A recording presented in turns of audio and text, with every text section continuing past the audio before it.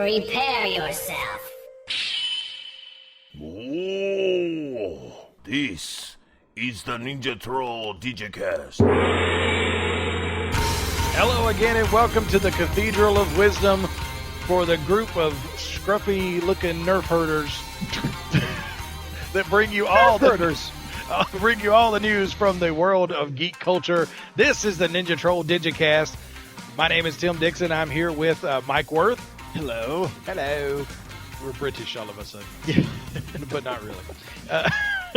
We've got a lot of stuff. We're really excited about this week. This is a week that we've been kind of leading up to for a while. I know. Because we started our Exploring the Multiverse segments a while ago. I'm not even quite sure how many we've done. 19 shows ago. Happy 20th show, by the way. Yeah, this is the 20th show with Mike and I yeah. as the host for the Ninja Troll Digicast. And did we start at like the second show? Yeah, I think the first show I may have just read Convergence, and then I think we sort of said on air, let's do this. Okay. So it's been 19 shows.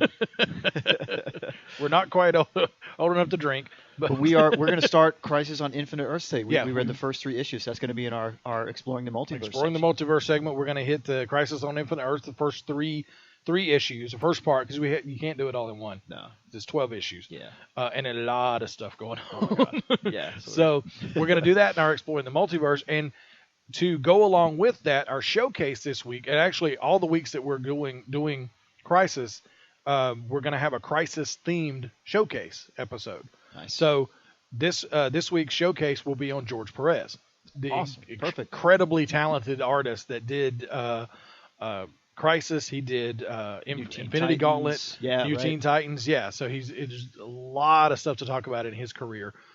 He's always been one of my favorites, so I'm really looking forward to that. And we got a lot of news in the comic rack. We got news about it's, I guess, kind of an interesting pop culture comic that's getting ready to come out. Right, bro. Yeah, exactly. Yeah, but I'm pretty excited. What that is. I'm pretty excited about it. So, and in our movie and TV news, it's a huge amount of stuff. One, like people dying, people coming, like shows premiering. In the Flash, we got to see a giant walking shark. You haven't yet, but I have not. It is awesome. Is it like the one from the Super Bowl? It's Katy Perry? No, on steroids, man. Whoa. the left shark on steroids. Like Street Sharks? It's Street Sharks? He's actually called King Shark. Oh. And actually, there was a series, a digital first series that DC put out called Flash Season 0. That it was actually a really good series, and it featured King Shark. So he's a classic Flash villain? Yes. Oh, good. Okay. Yeah. So when Emma and I have both read that, like I would read Season 0 and then give it to her, and she would read it. Yep. And he was one of the featured villains in that. Oh, nice. And so like as soon as they talked, somebody said, "Oh, somebody saw a walking shark out on the street." She like whipped her head around to me like, "King Shark." We know. Yes, exactly. An informed watcher. That's right. Yeah, that is the definition of my daughter. Way to go, Emma. She has a notebook that she's compiling. It's amazing. With different stuff, even different Earths. Can she major in the Flash? Comicsology? That would be comics. Comicsology. But that name's taken. That's yeah, I'm a comicologist. Yeah, no, that would be nice. I could do that. Yes. And it's another thing that I found out with Crisis. There was a dude that was hired to read every comic book they had ever published. Why wasn't I hired for that? I know. That's what I'm talking about. So just to get every shred of story. Yep. He was hired to do research as a researcher for Crisis, and he read every comic from 1935. What? Up until the 80s. Damn. Yeah. How many comics? That's got to be 5,000 comics. Well, it's 50. More? That was the thing. Crisis was the 50th anniversary event. DC. Oh, yeah. My God. And so they started in 35, and he read every comic they ever published. Wow. That's nuts. Who is this guy? I forget his name. I need to look up before we get to the segment. I'll look up his name. But yeah, Marv Wolfman mentions him in the letters column. Yeah. That guy. I mean, he had a great job, but also an exhausting job because he would read it and and do notes at the time to let them know I'd love to get a hold of that what's notebook. going off. Yeah, absolutely. Man, that would be awesome. Yeah. And at the end of every issue, he would write to him and be like, "What?" Exactly. I'm pumped. I want to hear about that. Yeah. But some little tidbits that have came out this week. I thought this was really cool. 2 new spider species that have been discovered have been named after Tobey Maguire and Andrew McCarthy, the 2 actors that played Spider-Man in the movies. Andrew Garfield. What'd I say? You said Andrew McCarthy, who was in That's Mannequin. a whole different guy. It's a whole different guy. With the theme song by Starship. Yes, that's right. Because nothing's going to stop us. Wow, Timmy. Proud of you. I'm telling you. I don't want it to be in here, but it is. It's stuff like that I don't want to remember, but I can't help it. But the two spider species, one is Philostrata maguire, Nice. and the other is Pritha garfieldi.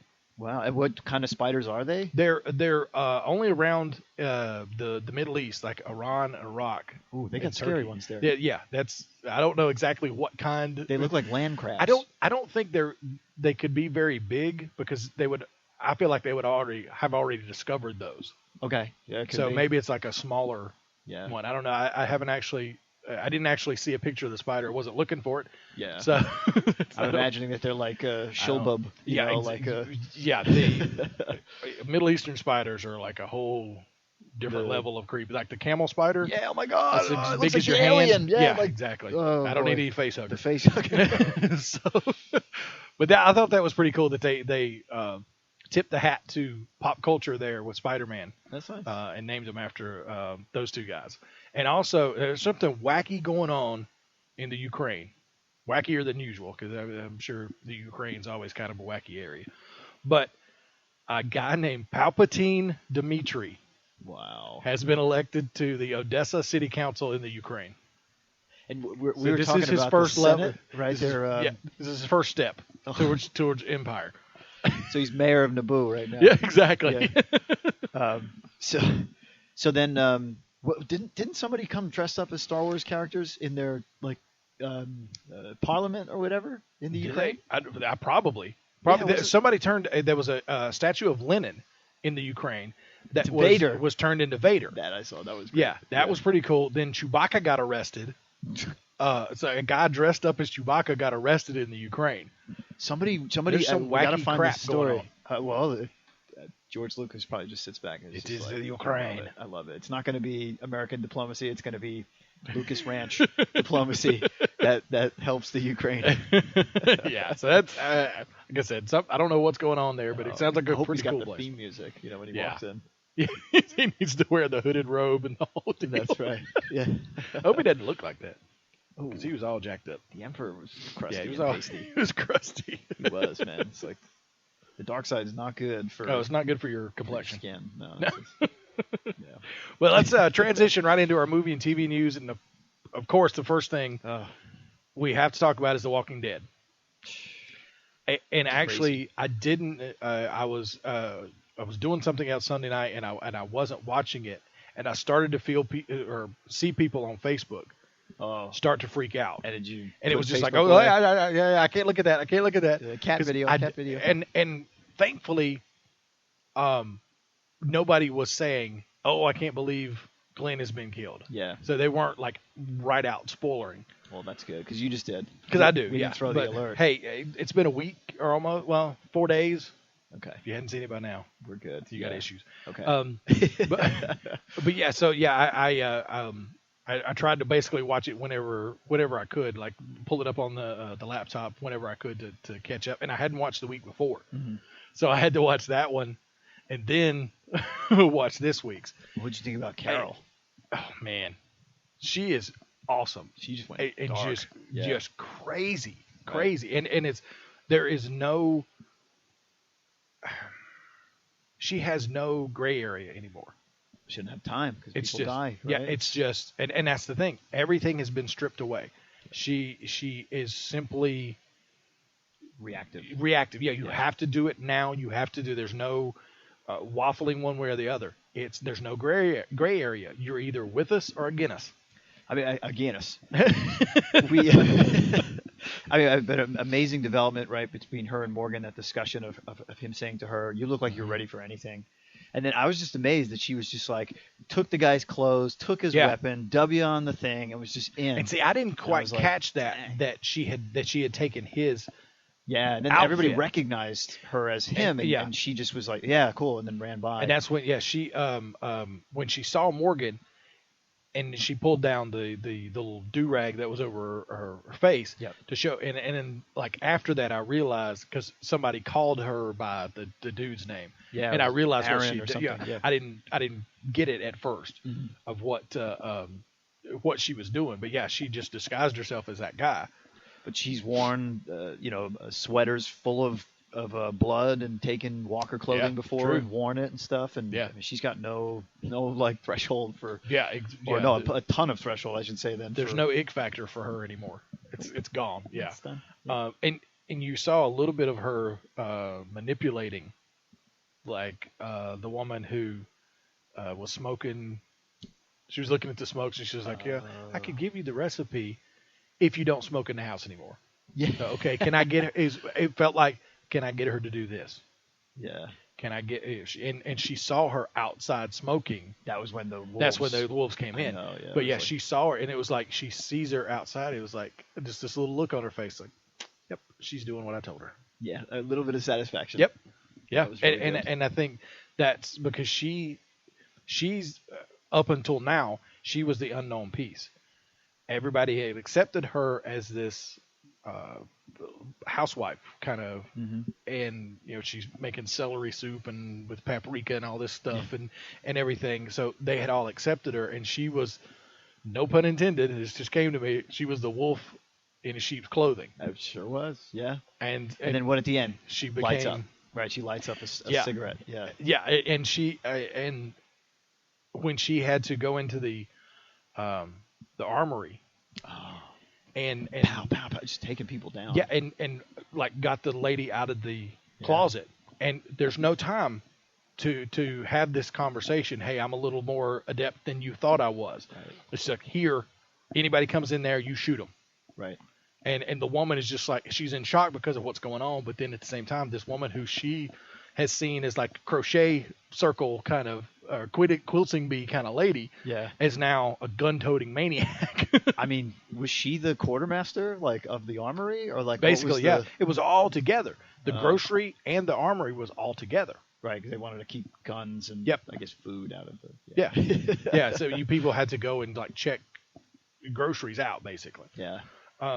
So we saw obviously the death of Glenn, right, or the alleged death. The alleged death of Glenn. Tons of rumors going around. What's going on in the comics? Like, did he die properly? He did, but not that way. He was, and that's why I've talked about it for a while. That we're coming up to the point to where he was in issue 100, where Negan was introduced. Glenn was beaten to death by Negan with a barbed wire wrapped baseball bat that he called Lucille. In front of Maggie and Rick and somebody else from the group, the original group, and I don't remember who it was. No, Daryl's not in the comic. Oh right, Carol's dead. Carol's long dead. Yeah. I don't. There was somebody. There was somebody else I can't remember. Okay. And that was like Abraham, maybe, or Sasha. No, Abraham would have been doing something. Yeah. I don't remember who it was, but it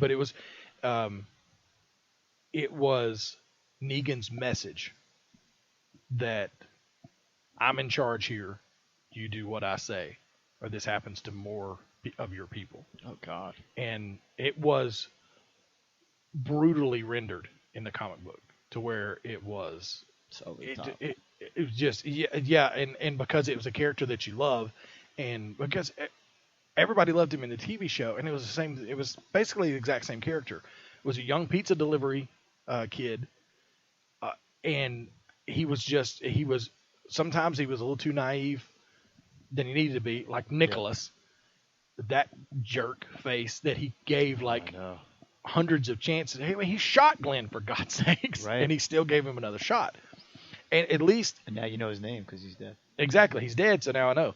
The dead name theory. That's right. So he at least looked at him and said, "Thank you." Right. That was a good circle. But then you knew, all right, well, now it's dying time because of the way it was going down. Yeah. Man. So I mean, the one thing that I did notice was when you see the zombie buffet, it looked like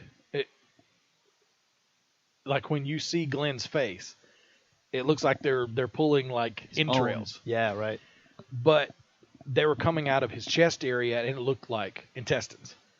So I'm thinking that is the only chance is that was Nicholas, and they were actually pulling from Nicholas, and he's on top of Glenn. But even then, they're not going to stop if they smell like fresh meat, basically. No, they'll keep at it. They'll keep at it. Yeah.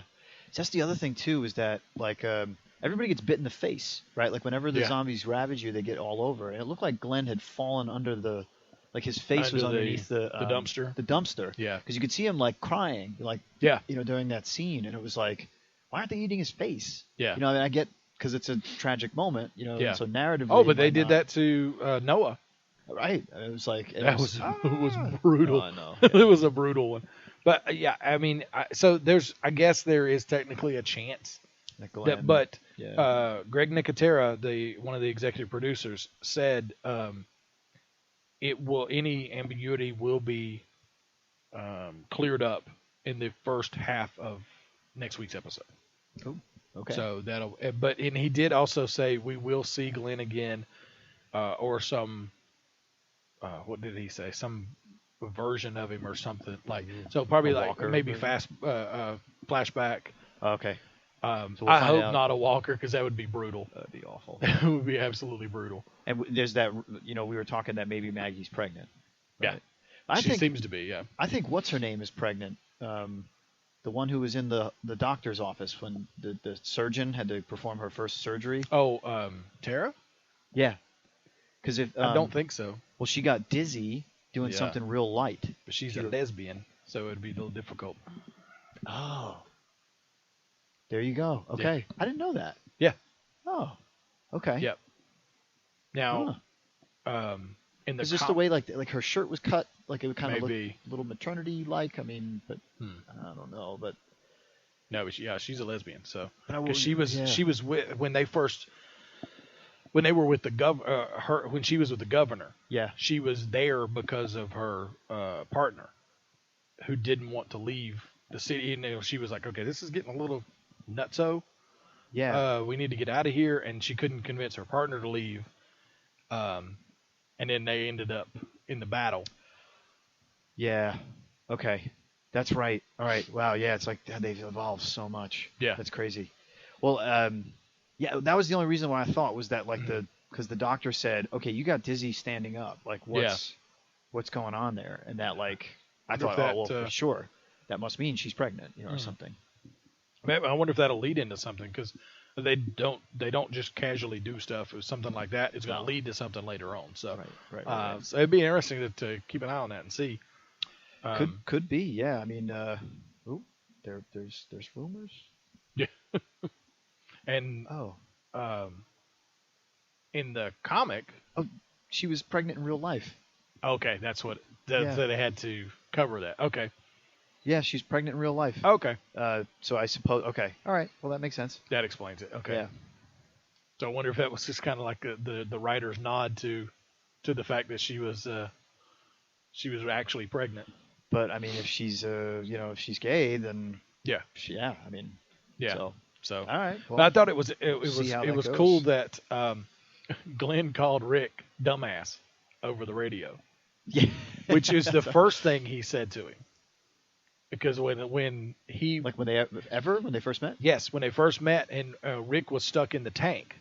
Oh yeah. Glenn talked to him over the radio, and he called him dumbass because he got trapped in the tank. I remember that. Yeah, because Glenn was like he wasn't so serious back then. Yeah. So he's like he said something to him to Rick over the radio, and he called him dumbass, and it was like. Oh yeah, that's the first thing he said. Okay, nice. So it was kind of cool little. And then Rick's got the injury now. Yeah. On the hand, which he kept like, Yeah, he got cut. He got cut with a machete that had Walker blood on it. Ooh. So are they going to cut off his hand? In the comic, he's lost it longer. Actually, the governor took his hand. Oh wow. So Andrew Lincoln actually has said that he wants them to, but I don't know if, like, how expensive would that be to CG that that every episode? You'll have to look like Ash. He's in a lot of the show. It's not like a casual member of the cast to do that. I mean, he's in a lot of the show. I mean, they do CG all the Walker stuff. A lot of that is practical, though. Yeah? A lot of it's practical effects. Like throwing blood and that sort of thing? Okay. Yeah. They don't use a lot of digital squibs. They don't use a lot of CGI on them. When they blow heads off and stuff like that. They CGI. They CGI.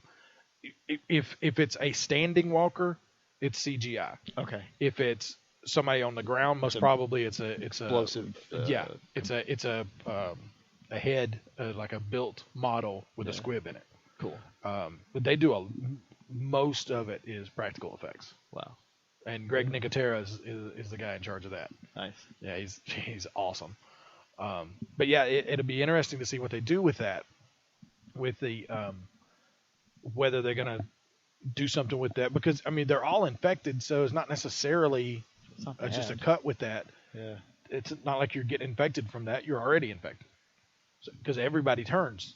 Right. So everybody's got it already. How do bites work though? How do bites? I think bites.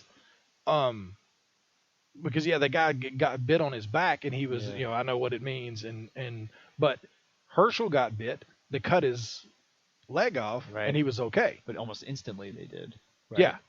Yeah. So I don't know exactly whether it starts to kill the like a necrotic. Yeah. Like if it starts to kill the flesh around it or something. Yeah. I don't know. But I know they do need to at least isolate, like the guy that got bit on his back. Could they have dug that out?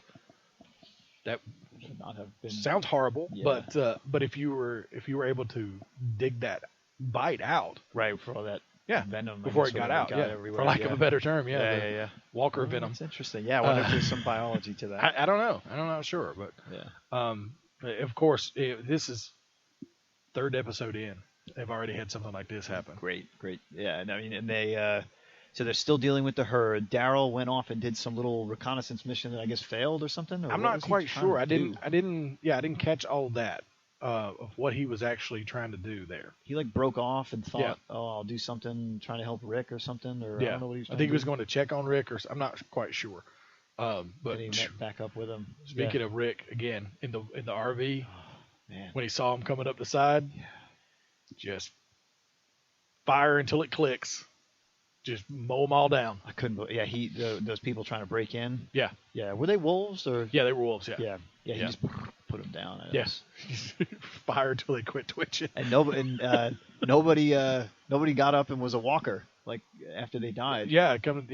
So he must have shot well. I'm sure. Yeah. But it wasn't enough. There was minutes before the whole herd came up on the side of the RV. So where'd they leave it? Is he stuck there? Yes. He's in the RV. He's just stuck. Yeah. So they're probably gonna knock it over and get at him somehow. Yeah. Somebody's gonna roll hard on him. Yeah, it's crazy. Yeah.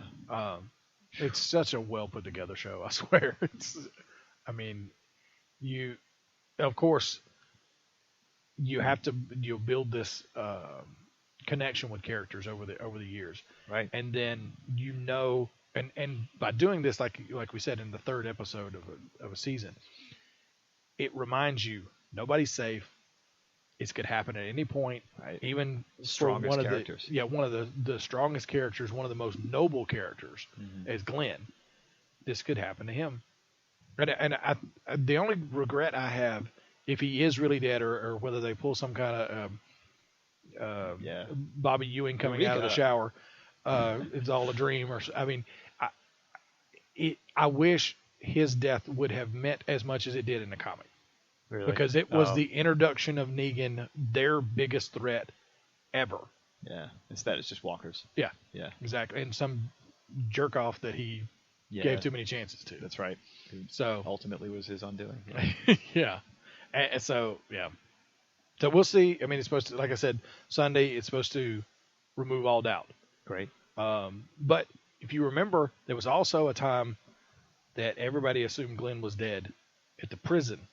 All right. You remember he woke up when he got so sick? Or no, at the prison riot. Like, I think it was the when the governor came and tried to take the prison back. Yeah, take it over? he it was the end of the season, like the next season, he wakes up like kind of tucked into some kind of little cage. He got himself into some kind of cage, and they couldn't get to him. And he wakes up, and everybody's gone, so he has to fight his way out of the prison. Oh God! I think I remember this. Yeah, because everybody kind of assumed, he was gone. Yeah, he had to have been gone. Yeah. So maybe Glenn's the cat with 9 lives. Exactly. Maybe. Yeah. So it would kind of suck if he ends up not being dead, but then at the end of the season dies again with Negan. Yeah, it happens. Yeah. There would be no question if they did it the way they did in the comic. There would be no question that he was dead. So, but Supergirl debuted a Monday night. You didn't get a chance to watch it. I did not get a chance. Yes, CBS has because I'm a cord cutter. Yeah. And I don't have network TV because I don't have an antenna. I guess I got to buy one. Yeah. I think I will just for these few reasons. But it was a good. This is the pilot, right? This is the pilot. This is because it leaked. I was able to watch it before. I actually enjoyed it more this time.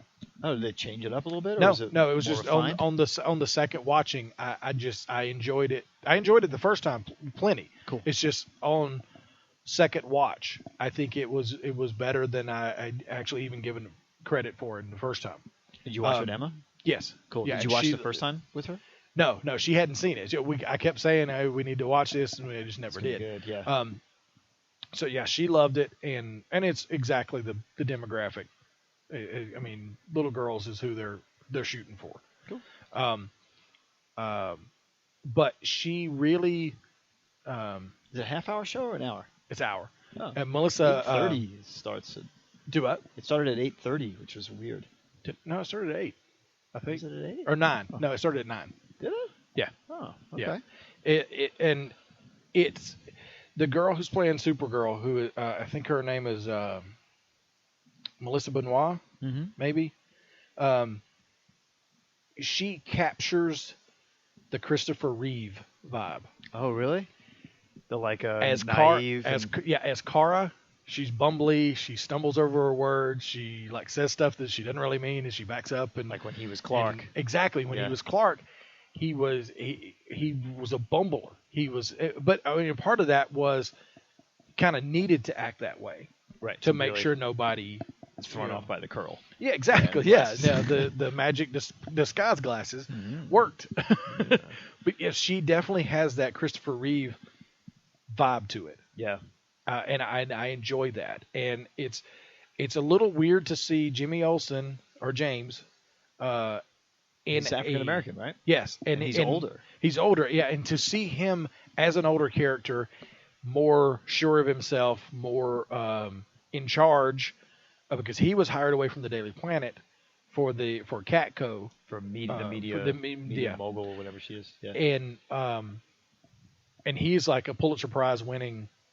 Photographer, photojournalist. Yeah. So and when she comes into his office, she sees the picture. She doesn't realize who he is yet, and she sees the picture, and she's talking about, that was like the first picture of him, or won a Pulitzer, and he goes like, yeah, only because it was the first one. He's like downgrading his shot. Nice. And it's but it's weird to have him more grown up, more in charge, more confident, because Jimmy Olsen's always a whoa, kind of freak out kid, but he's somebody who's basically grown up with Superman, as part of his life, right? And so it would rub off on you. I mean, the positive nature, the see good in others kind of outlook that he has on. He was friends with Superman, not Clark. Both. Oh, both. Okay. Yeah. Did he know? He knew. He knows now. And he knew that she was who she was. Gotcha. So he helps her out. Like basically, she's getting ready to get fired, and he got a shot from somebody, and says that she got it, and it basically keeps her from getting fired. Oh. And it'll probably transition her into a new job, because right now she's Cat Grant's assistant. Yeah. So that may transition her into another job, like a little more important of a job. Gotcha. But yeah, she's got a guy friend who's in love with her, but friend zoned. Yeah.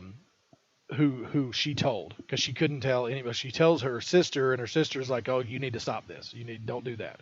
And so she has to tell somebody.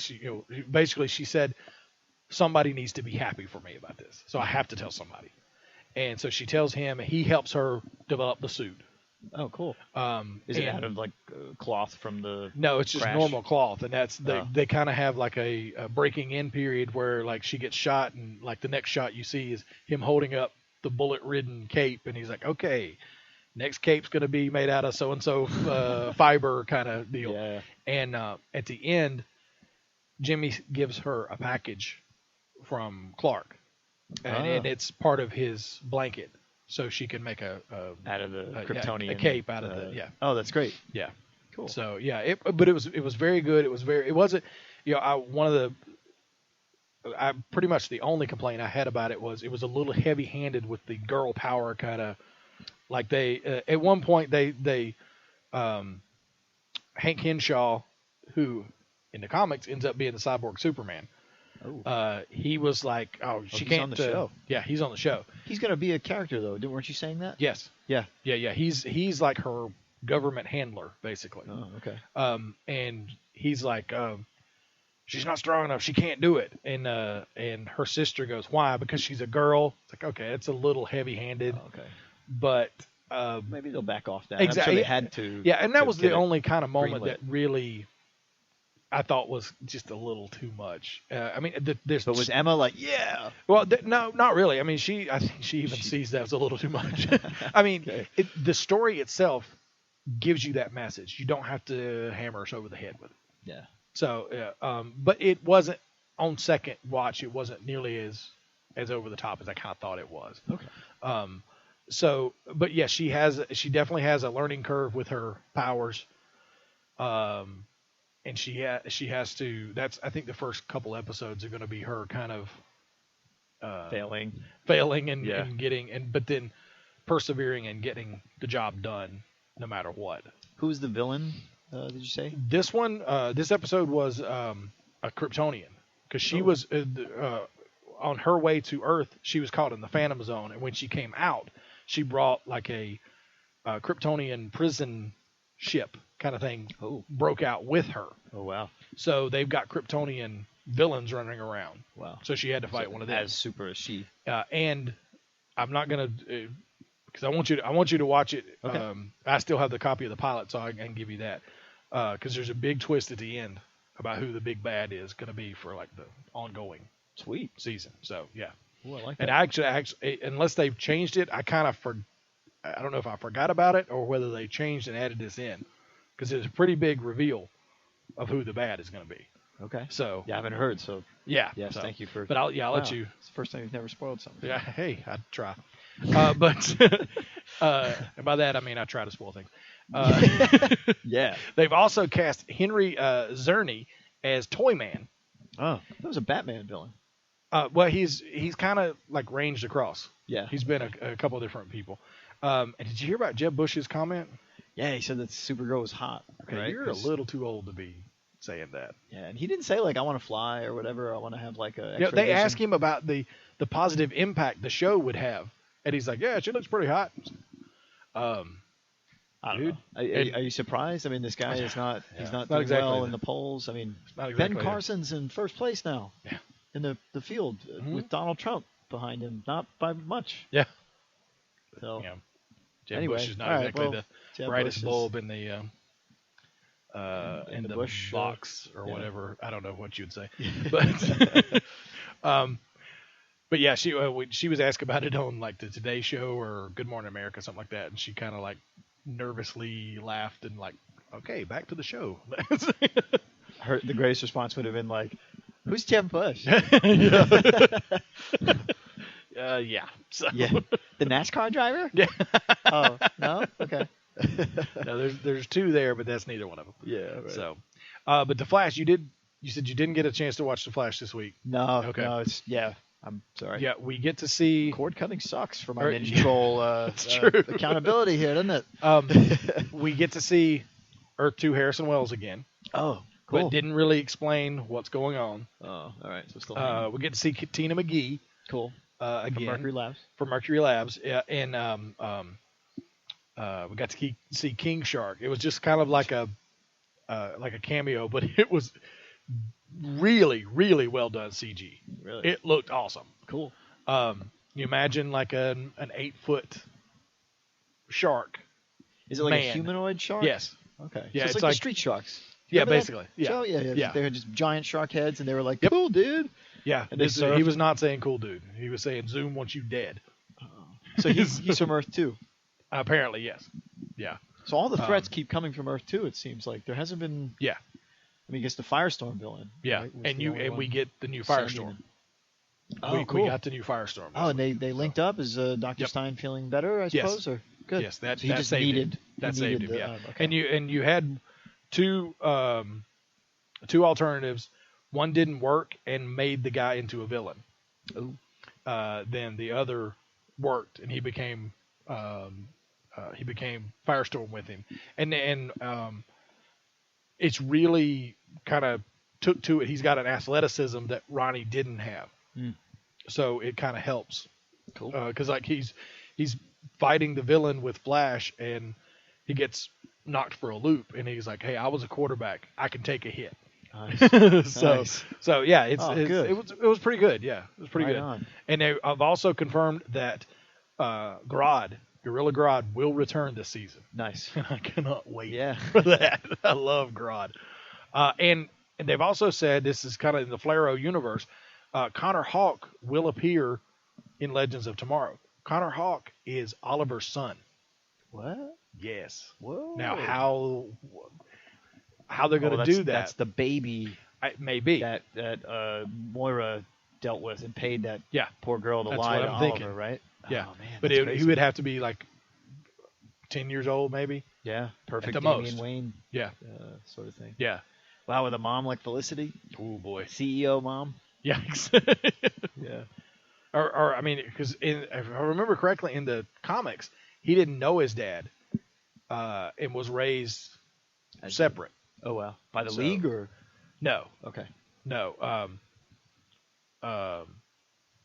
So yeah, I don't know. It'll be interesting to see how they integrate him. That's gonna be cool. So. And then I saw a picture of Mr. Terrific with the leather jacket that had fair play on the arms. sleeves. Yes. Yeah, and I was like, all right, old no school. home plate, please. And old school. And his little like device that spun had a terrific T. spear. Yeah, had a T on it. Yeah. So that was like those are the things he uses to be super. Yeah, basically, yeah. Cool. Yeah. Nice. The Sherlock, the BBC show. Benedict Cumberbatch and Bilbo. Whoever the guy who played Bilbo is I forgot his Watson. name. He plays Watson. Yeah, the guy who played Bilbo in the Lord of the Rings. In the previous. Yeah. Not the old in guy. The Hobbit. In the Hobbit. Sorry. Not not in the Hobbit. In Lord of the Rings. No, that's the old Bilbo. That's the old. Okay. The younger Bilbo. Okay. Actor plays Watson on Sherlock. I can't think of his name, but that's great. So I haven't actually watched the show. I would love to, because I've always liked Sherlock Holmes, and I like Benedict Cumberbatch. It's pretty good. It's like a procedural crime show, but of course, the Sherlock sort of meta thinking built on top of it. So he's like a super detective. Yeah, but their Christmas special, which is called The Abominable Bride, will premiere both here and the UK on New Year's Day. Then it'll actually head to theaters across the US. To watch a show in the theater? Yeah. Oh. Yeah. I don't know. It may be like a 2-hour episode. Like a bigger... Yeah. Yeah, because it's the Christmas special. So that'll be interesting to... I mean, although if it's released on TV, how many people are going to go to the theater to watch it? I wouldn't. I wouldn't. That doesn't sound worth it. So yeah. The Suicide Squad, Jared Leto has said his Joker is something different. We've known that a little bit already, right? Yeah, but I think he's kind of saying, this was something. And he said, I took a pretty deep dive, and that he'll probably, because somebody said, did it take you time to recover from playing him? And he said, I think I'll be recovering from that for a while. Yeah. So he really went method to the point to where I think they were saying some people on the set were actually a little scared of him because he was the Joker. He's a very method actor. Did it all the time. Yeah. He was always just jacked wide open. So it's going to be interesting. But they've also said there may be a ragged love triangle between Harley Quinn, Mr. J, and Deadshot. So it's more of a empowered Harley. She's not just his sidekick. Okay. So that may be part of the story arc of the show or the movie. Oh, is it Harley? She's kind of moving away from being his sidekick and into to herself, more like she is in the comics now. Yeah, and she teams up a lot with she's with Power Girl, but she does a lot of team up like the Gotham Girls. Funny book too. Is it really? Really funny book. Yeah. And you wouldn't think it is, but it is. It's pretty funny. Yeah, is it good for kids? Maybe or probably not. I always get asked like, "Oh, Harley comic." Yeah, probably not. I haven't read one in a while. I'd have to look and see, but probably not. Like we got the Harley and Poison Ivy team up with Scooby Doo. Now that's a story. That would be fun. That's a story, Timmy D. I'm sure it is. Yeah. And from the, I don't know if it's a good idea file, Indiana Jones 5 is coming. And Crystal Skull was awful. It was horrible. It was like good. Yes. I'm glad we agree on that. That was really bad. Was so bad. Yeah. Like the Russian. Yeah. Anyway. The thing that bothered me was the cinematography and the CGI. Everything was just. This was a trilogy that was built on practical effects that looked real. You were in a world that looked real and dirty, and real spiders, real snakes. Yeah. Well, for the most part, yeah. And just the beginning of that, where they're captured by the unexplainable Russian type militia group or whatever. Yeah. In South America. Exactly. Right? Yeah. They're captured by them. The lighting on that scene alone breaks the whole thing for me, because there's no shadows. They're like it's like they're on a set. Yeah. It's like they've got footlights. They've got big fluorescent floods lighting the whole scene, and there's no shadows. There's no dirt. There's no noir. Right. Exactly. Yeah. And lost that. It broke it completely. Yeah. And a bad story. Like and a bad story too. Of all the expansive Indiana Jones universe, like they had Young Indiana Jones. Didn't they make like a whole novel series that had like 20 or 30 stories? Yep. That were all they had relics. A TV right? series. Yeah, that's right. They had a TV series. I think was I forget the guy that played. Was Young Indiana Jones, right? Yeah. Was the what River Phoenix was in the movie? Yeah, he played the young version of Indy in the movie, but I forget who was on the TV show. I forget who it was. Yeah, but I mean, there's other stories there, but one thing that the reason we're talking about this is they have announced they will not recast Indy. It will be like a torch pass to another grad assistant. Yeah, it'll be to another character, but it won't be. It's not going to be like James Bond where they have a succession of different actors playing the same character. So wasn't his son though or like his? Oh God! Hopefully it's somebody a whole lot better than Shia LaBeouf. Yeah, it was bad. It was. Geesh. I don't know. That guy just ruins. He ruins. Yeah, everything. Transformers and he's going to be in Ghostbusters. Everything. Watch. Oh God. Yeah. You know who is going to be in Ghostbusters? Rick Moranis. No, he said no. Al Roker, is like a huge Ghostbusters fan. What's he gonna? He's playing himself. Oh, that's great. Yeah, he's playing himself. But yeah, it was something. They actually, because I watched the Today Show before I come into work, and they surprised him on the air. He didn't know. So they announced. Oh, the cast came, or no, they told him on the air that he was going to be in the movie. Oh, that's awesome. So, and like I said, he's huge Ghostbusters fan. Awesome. So that was a pretty cool surprise for him. But awesome. The first 4 minutes of Ash versus the Evil Dead was released online. And have you seen it? Oh yes, of course. you know, I'm really excited about it. I'm excited, but I'm upset because I don't have Stars. So I've got to figure something out. Yeah, I'm trying to think if Stars is on Hulu or whatever. I don't know. It probably won't immediately be there. So I don't know. But yeah, it was vintage Bruce Campbell. Awesome. Like the first scene is real close up of like what looks like leather armor being cinched up and like so you think it's his arm like he's putting on some kind of weapon or something. Yeah, a little arm gauntlet. And the shot backs out, and it's him putting on some kind of weird girdle. To like to go out partying, basically. And he goes out and he meets a woman, and they hit it off, and she turns into a deadite. Oh, and that's where it ends. That's what happens. Exactly. So, deadite. But yeah, it was like I said, it was just vintage Bruce Campbell, perfect. Just the first 4 minutes was really. I love the exactly. Man, Briscoe County Jr. Good times. Good times when Ash could have been a cowboy. Yep, there you go. Yeah. And from the world of, I really hope this is true. Oh, no.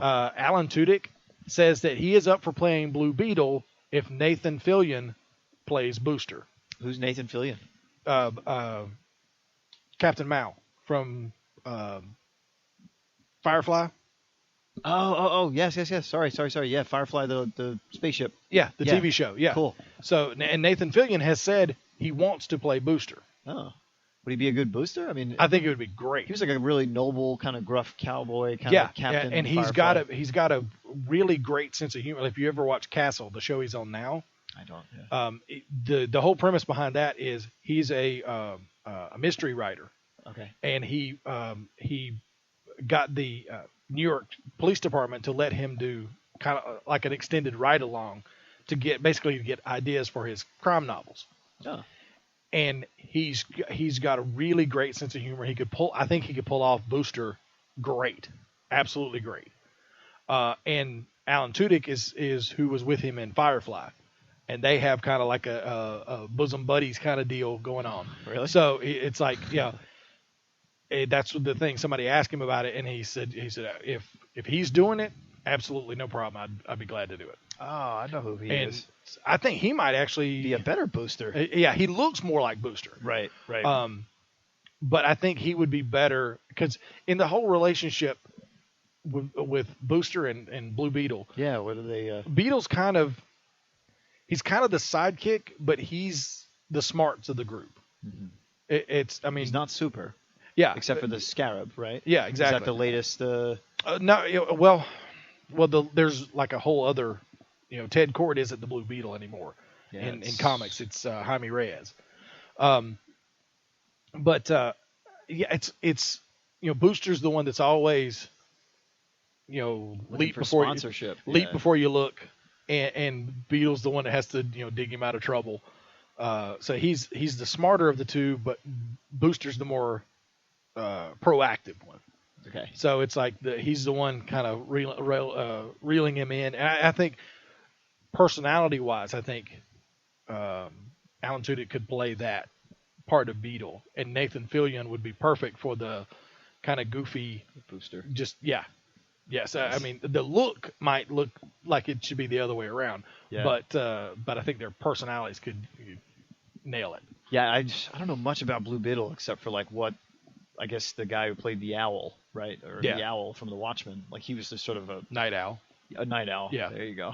Yeah. Who was sort of like a generic version of Blue Beetle. Yeah, basically. Pretty much. Same sort of thing. Yeah, yeah. He's the tech guy. He's got the gadgets. He's got. He was kind of almost like a Batman. Yeah, busting on Batman. Yeah. As well. Yeah. Yeah. Yeah. So, but I really hope that's true. Did you see the still they released for Batman versus Superman? It was like no. They released a fighting an image of the two fighting. It was crappy. Really? It was like you can see Superman fairly clearly, but then there's just a blur that I guess is supposed to be Batman. Oh, and it's like it was. Did he hit him so hard, or? And I don't know. It was just bad. Really? To the point to where I don't even see it. You just did a search here for it, and it's not showing up. But it was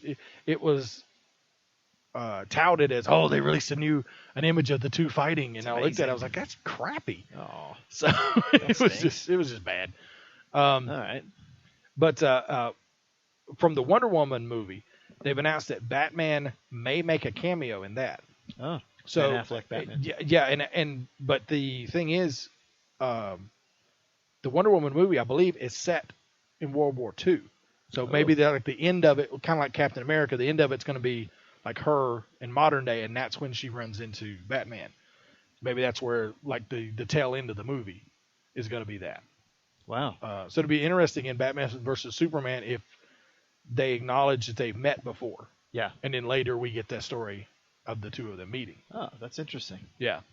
I just hope she didn't show up on Gotham. Yeah, that'd be bad. Everybody else is, so why not? Right. Have you seen the trailer for Jessica Jones? Yeah. Wow. I started reading the comic too, by the way. Again, even if I wasn't gonna watch this, now I definitely would. Oh, I mean, absolutely. And to know that the Kilgrave, the villain that they talk about, he's Purple Man. He's usually referred to as Purple Man in Daredevil comics. Oh, yeah, right. There's a picture of him there. And so I don't remember the origin of Purple Man, but they're linking it with her. She obviously the trailer they talk about he made me do these things. Mm-hmm. So he's obviously taken control of her and made her do stuff before. So I don't know if that's straight from the comics, whether that's linked with her. I don't know a lot about Jessica Jones from the comic. Comixology had #1 for free. Okay. Which I downloaded, and the old #1, or like they're doing a new series now. Oh, that's a good point. Let me see on Comixology if it's the new one. And I really enjoyed it. Rico Renzi is the colorist for it. Then that would be that's the new one. It's not like one of the older ones. Okay. But that's what I figured. Luke Cage is a lot more prominent in the show than I was thinking he was. I thought it was just going to be kind of like a tee off for him. Yeah, right? basically. But no, he's in there. They're together, and he's he seems to be in a lot of it. Yeah. So that'll be interesting how that does kick off his series. Yeah. Which will come next year, right? I think so. Yeah. Because when is she due out? Next week or so? No, November 20th. November 20th. November right. 20th. Yeah. We just use birthdays as marker points. Exactly. Yeah. So, but yeah, the trailer looked really, really good. And the show Krypton that's in development for sci-fi will be set 200 years before Man of Steel. Wow. So this is going to be like Krypton at its height of power. Or maybe like when the beginning, like the people are naysaying the beginning of the end, perhaps. It may be. I don't. I think it's going to be at the height of their society. Will what's his name be in it? Russell Crowe. Oh, I don't know. It's a show, so no. Yeah, it's probably no. Sci-fi doesn't have the budget for Russell Crowe. They didn't have the budget for half the show they put out. It's a Sharknado. But yeah, it's going to be like, and they kind of can do anything they want with that because they'll set it before Jor-El was probably around. Yeah, unless we don't know how long Kryptonians live, do we? No, that's a good point. Yeah. So I guess we'll see.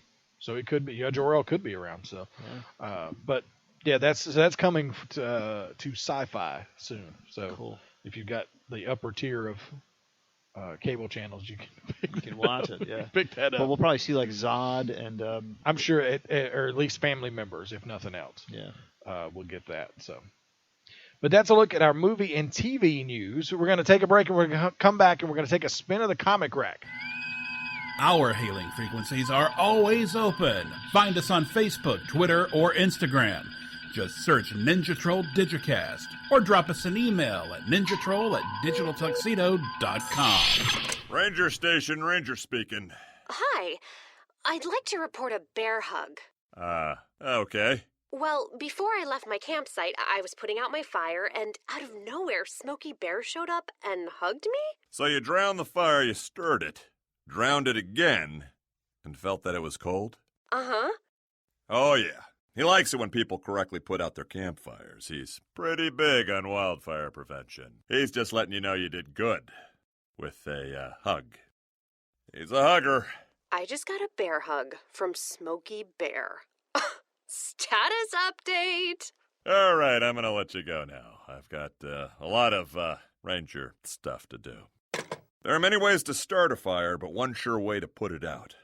Learn how you can do your part at SmokeyBear.com. Only you can prevent wildfires. Sponsored by the U.S. Forest Service, Ad Council, and your state forester. You're listening to the Ninja Troll Digicast. Don't make me angry. You wouldn't like me when I'm angry. Like you angry? Dr. Banner, we need you angry. Smash! That'll do. The Ninja Troll Digicast. The only podcast with a kick. All right, welcome back to the Ninja Troll Digicast. Not that you went anywhere, but welcome back. Yeah. You are Tim Dixon. I am. I still am. Yes. Yeah. I was going to be, but I figured I'd let you do that. Yeah, I'll take that one. I do it on the piano all the time. It's an angry piece of music. It is. It just puts you on edge. Probably because I know that was part of my childhood. That was the beginning of the show, and it was just like, woohoo, Hulk. Yeah. It was that and like the Michael Myers theme song that I always tried to figure out. Yeah.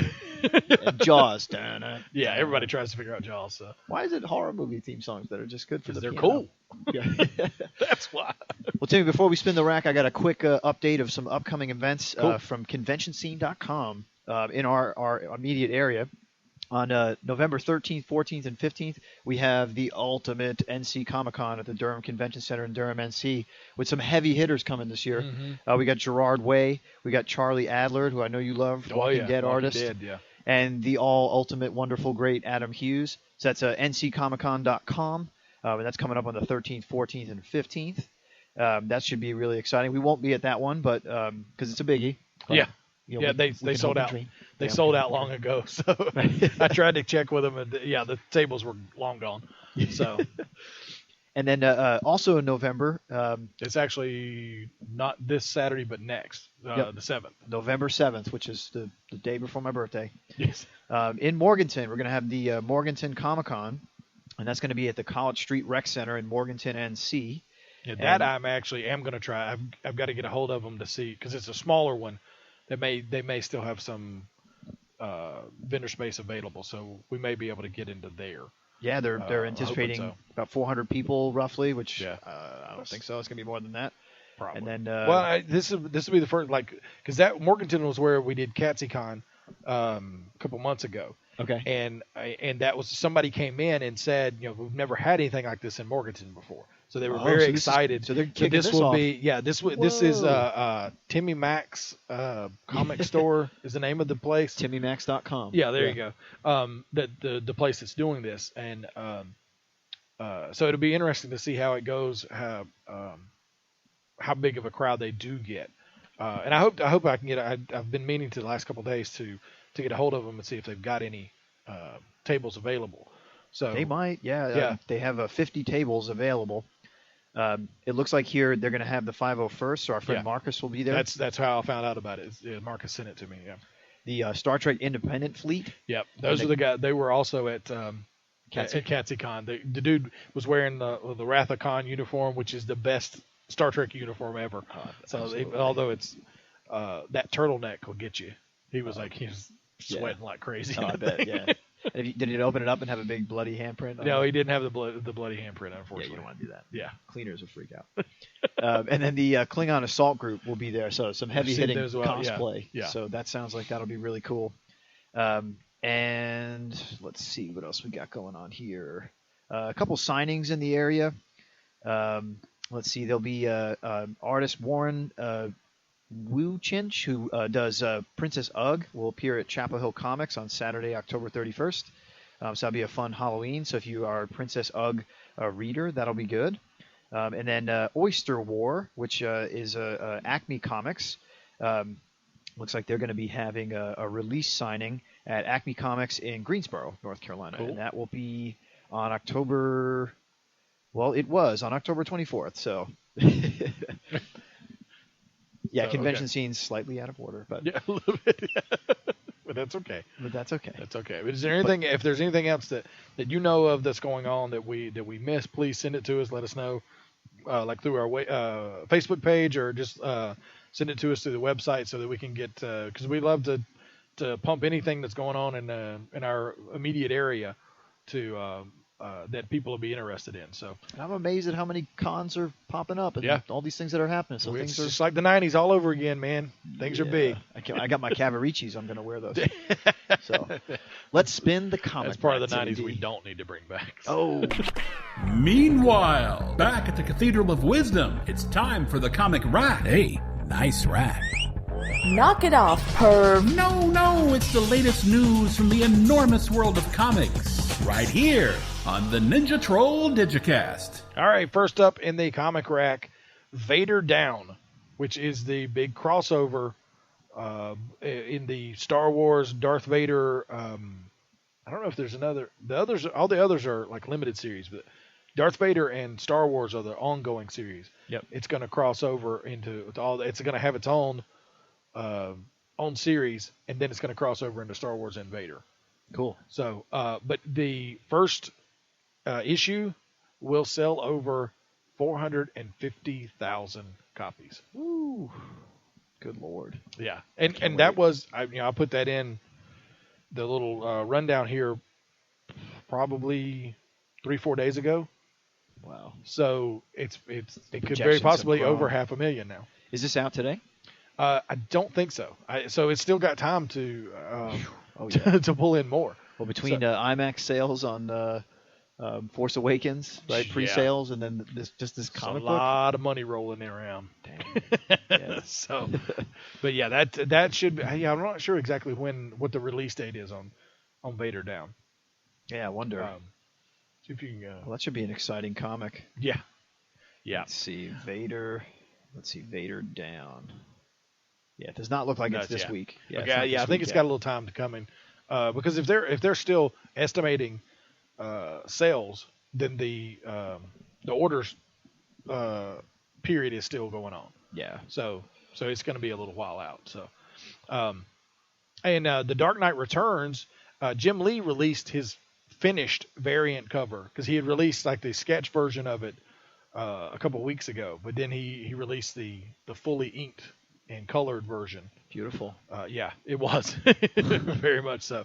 It was Dark Knight, Batman, and Carrie Kelly. Awesome. As Robin. So it was really, really nice cover. And from Marvel Comics, 2 more of the Squadron Supreme are getting a new ongoing solo series. Nighthawk and Hyperion will both be starting a solo series. Nighthawk is from the Supreme Power universe, which is like an offshoot of Marvel. And it's a mature rated take on characters that live in a frightening world. Ooh. So it's more of a adult, mature audience kind of thing. Yikes. And Hyperion is like we were talking about Blue Beetle being a Batman analog. Hyperion is a Superman analog. Oh. Kind of the same, super speed, super strength, flying, yada yada. And that will be written by Chuck Wendig, Queen's graduate. Yeah. And that's something else we need to mention in the upcoming events. That's right. Chuck Wendig will be here on the campus of Queen's University of Charlotte, I think November 14th, maybe? Yeah, let's see when he's coming to Queens. Yeah, so he's the author of that, what novel? Star Wars Aftermath. Yeah, which is the first novel that will bridge between Return of the Jedi and Force Awakens. That's awesome. So it's part of that Force Awakens, what they're calling the multimedia pack. Yes. So I read those Shattered Empire comics. Yep. There'll be limited stuff for that. Yeah. There's one more C-3PO comic coming out, but not many. But this is a part of it. Yeah. That is going to be November 19th. 19th, okay. Yeah, at 8 p.m. here on Queens campus in Kettner. So, yeah, he's a graduate from 1998. Yeah, and I never realized that he was a graduate here. And now all of a sudden I'm seeing his name. All like with this, when I saw that he was the writer, I was like, well, definitely got to mention now. Yeah, absolutely. Well, so he's a novelist, screenwriter, and game designer. Wow. All right. We got to see if we can hang out with that guy. Yeah, tap this dude for an interview while he's here. I think we can. We can see if we can do that. Yeah. Yeah, that's awesome. So, and it's free. So there's nothing wrong with that. Yeah, that means we're gonna. Yeah. What are you gonna come dressed as? I don't know. I think I'll just. I could be Jabba the Hutt. Chewbacca. Be like, Chuck. He'd be like, I would say it's more of a Lando. But yeah. I think, you get out. Security. but yeah, Hyperion will be written by Chuck Wendig and drawn by Nick Varela. Awesome. And here's the one I was talking about that's kind of a different pop culture. Yeah. Darby Pop Publishing has announced Bruce Lee, The Dragon Rises. Cool. The synopsis, Bruce Lee never died, and he hasn't aged. Perfect. But he has no idea who he is, what's happened in the world in the past 40 years, or why so many thugs want a piece of him. With the help of a fly BFF from the 70s, Joe Toomey, P.I., and a pair of precocious teens, Bruce will piece together a mystery more insidious than ever imagined and find himself forced to do battle with both an enigmatic villain and his very own conscience. In other words, the dragon rises and walks on once more. Sold. Yeah, Love it. exactly. Ninjas and an immortal Bruce Lee. Yeah. I got nothing. I got no problem with that. Yeah, right. Who was the guy who had the afro in Enter the Dragon? Bruce Leroy. No, that's the last dragon. Okay. No, that was Jim. Jim, not Jim Kelly. Yeah, it was. It was Jim Kelly? Yeah, it was Jim Kelly. Damn. That was his first movie. Whoa. Yeah, that was his first. Man, you're straight out of a comic book. Yeah, that's right. I love those sideburns. I mean, that's what gave birth to the Beatrice Kill Bill suit, right? Yeah. Anyway. No, that was Game of Death. Was the right, where he was, that was the one that he didn't finish. And so that he shot about half an hour of footage for Game of Death. Okay. Then he passed away. Wow. And they finished it with like a look-alike, and it was, except for that part at the end, the movie was horrible. But you get to see like Bruce Lee at his, because he was much more comfortable on screen by that time, and he was with people that he picked out the people he wanted to go against. Well exactly, yeah. The guy with the Eskrima sticks, the first guy he ran into when he's going up the pagoda, that was Dan Inosanto, who was one of his first students. Oh. And then Kareem. I always loved that when I was a kid to watch that the fight between the two of them. Kareem's so tall, right. And Kareem was also one of his students in L.A. Whoa! So he picked out those people that he fought, and so he was really comfortable with them. Like I said, the rest of the movie sucked, but that last little bit was some of the best stuff Bruce Lee ever did on film. Yeah, so, and that's saying something. Right. How many movies did the guy have? Actually, only 4. Yeah. So wasn't he though a director for a while, or didn't he do? No, some he did. Stuff for... He did Kato in Green Hornet. Then he did his first Hong Kong movie was The Big Boss. Then Fist of Fury, and those are all the American names of it. They were actually, it was the reverse. The first movie was called Fist of Fury, and the second movie was called Chinese Connection. Yeah, and they labeled That's where he them. pretends to be the. They labeled them wrong when they sent them to the U.S., so they got released with the wrong name. Kidding me? Yeah. The Big Boss was the name of the Hong Kong name of Fist of Fury, and now I'm trying to remember exactly. I'm just amazed that you know all this. I love Bruce Lee. I love him. You do. I will put that on the yeah. trivia But he did The Big Boss, Fist of Fury, Way of the Dragon, Chuck Norris's first on-screen appearance. Are you kidding me? Yeah, they're fighting. That's the fight between Chuck Norris and Bruce Lee at the end of Return of the Dragon. American title was Return of the Dragon. Hong Kong title was Way of the Dragon. They're fighting in the Colosseum in Rome, and at one point, Bruce grabs a handful of his chest hair and rips it off. Chuck Norris is a hairy dude. Chuck Norris has a carpet on his chest. Yes, so he grabbed a big handful of it and ripped. Hair. Oh man, yeah, it was. Their fight at the end of that is one of the best on-screen fights I think I've ever seen. Wow. So yeah, and then he did Enter the Dragon and Game of Death. He didn't finish. That was the end. Yeah, that was it. Oh man. So, but that's your little trip down Bruce Lee memory lane. back to the comic rack. Wow. The new Punisher series in the all new, all different Marvel features pretty much the same Punisher. Nice. He's taking no prisoners like usual. So he survived the Secret Wars. Of course. Still not over. Yep. Yeah, of course he survived it because it's not over. But his new series sees a normal drug bust take an unexpected turn when Frank discovers that the drug creates unstable super soldiers. Oh. So that could be interesting. Cool. That's why I always one of in the Punisher series, one of my favorite stories ever. It was not like a big overranging story arc. It was almost kind of like a throwaway. It was one issue. He went to the grocery store and guys came in to rob the place. Oh. And he stopped it and some of the coolest stuff, like he throws ammonia and bleach. Oh, which makes gas. Yeah, he just threw them in in a shopping cart, gave it a push towards the front of the store, then shot and broke all the bottles. So the ammonia and the bleach came to poured out and gassed them as it went up there. It was just ingenious. Awesome. Like I said, it was just kind of like a throwaway issue, but that one's one I still remember 20 years later. Wow. Because it was just cool, innovative stuff. Because you know he would be the perfect guy. He would, that's the last person you want to see. Stop a hijacker. Exactly. If you're one of the criminals, that's the last guy you want to see. That's right. Yeah. So, but Marvel is also releasing the International Iron Man. It's a new Iron Man series. Oh God, I don't like the way that sounds. It's the International Man of Mystery, baby. That's what it sounds like. I'm not sure exactly when it starts, but Brian Michael Bendis will write it, and the artist will be Alex Maleev. We'll see Tony Stark traveling around the globe, hence the International Iron Man, and he'll be searching for his birth parents. Right, which we were saying. I'm interested. I need to. It's not Howard and. I don't know what Mrs. has Stark. happened here. Yeah, I don't even know what his mom's name was, but I'm not sure.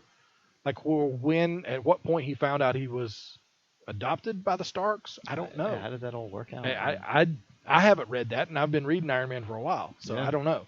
Maybe that's something that's something new they came up with coming out of Secret Wars. Could be. I don't know. Yeah. But it'll also be released in 20 different languages. That's another thing of the international. Yeah, they're actually releasing other language versions of this. Cool. So maybe that's a way to pull in overseas sales. Yeah. And stuff. So. Yeah. Right. So, well, that is the spin of our comic rack, and we're going to take a break. And when we come back, we're going to have a showcase on George Perez. Hey guys, let's play some video games.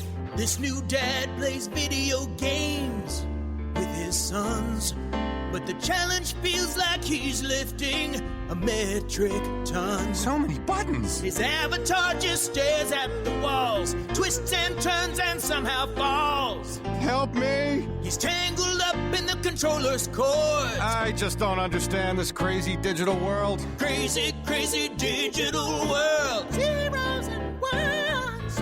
But the love from his kids is totally apparent. Ooh.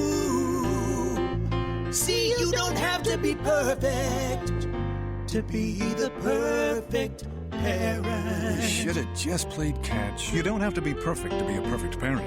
Thousands of siblings in foster care will take you just as you are. For more information on how you can adopt, visit adoptuskids.org. A public service announcement from the U.S. Department of Health and Human Services, Adopt U.S. Kids, and the Ad Council.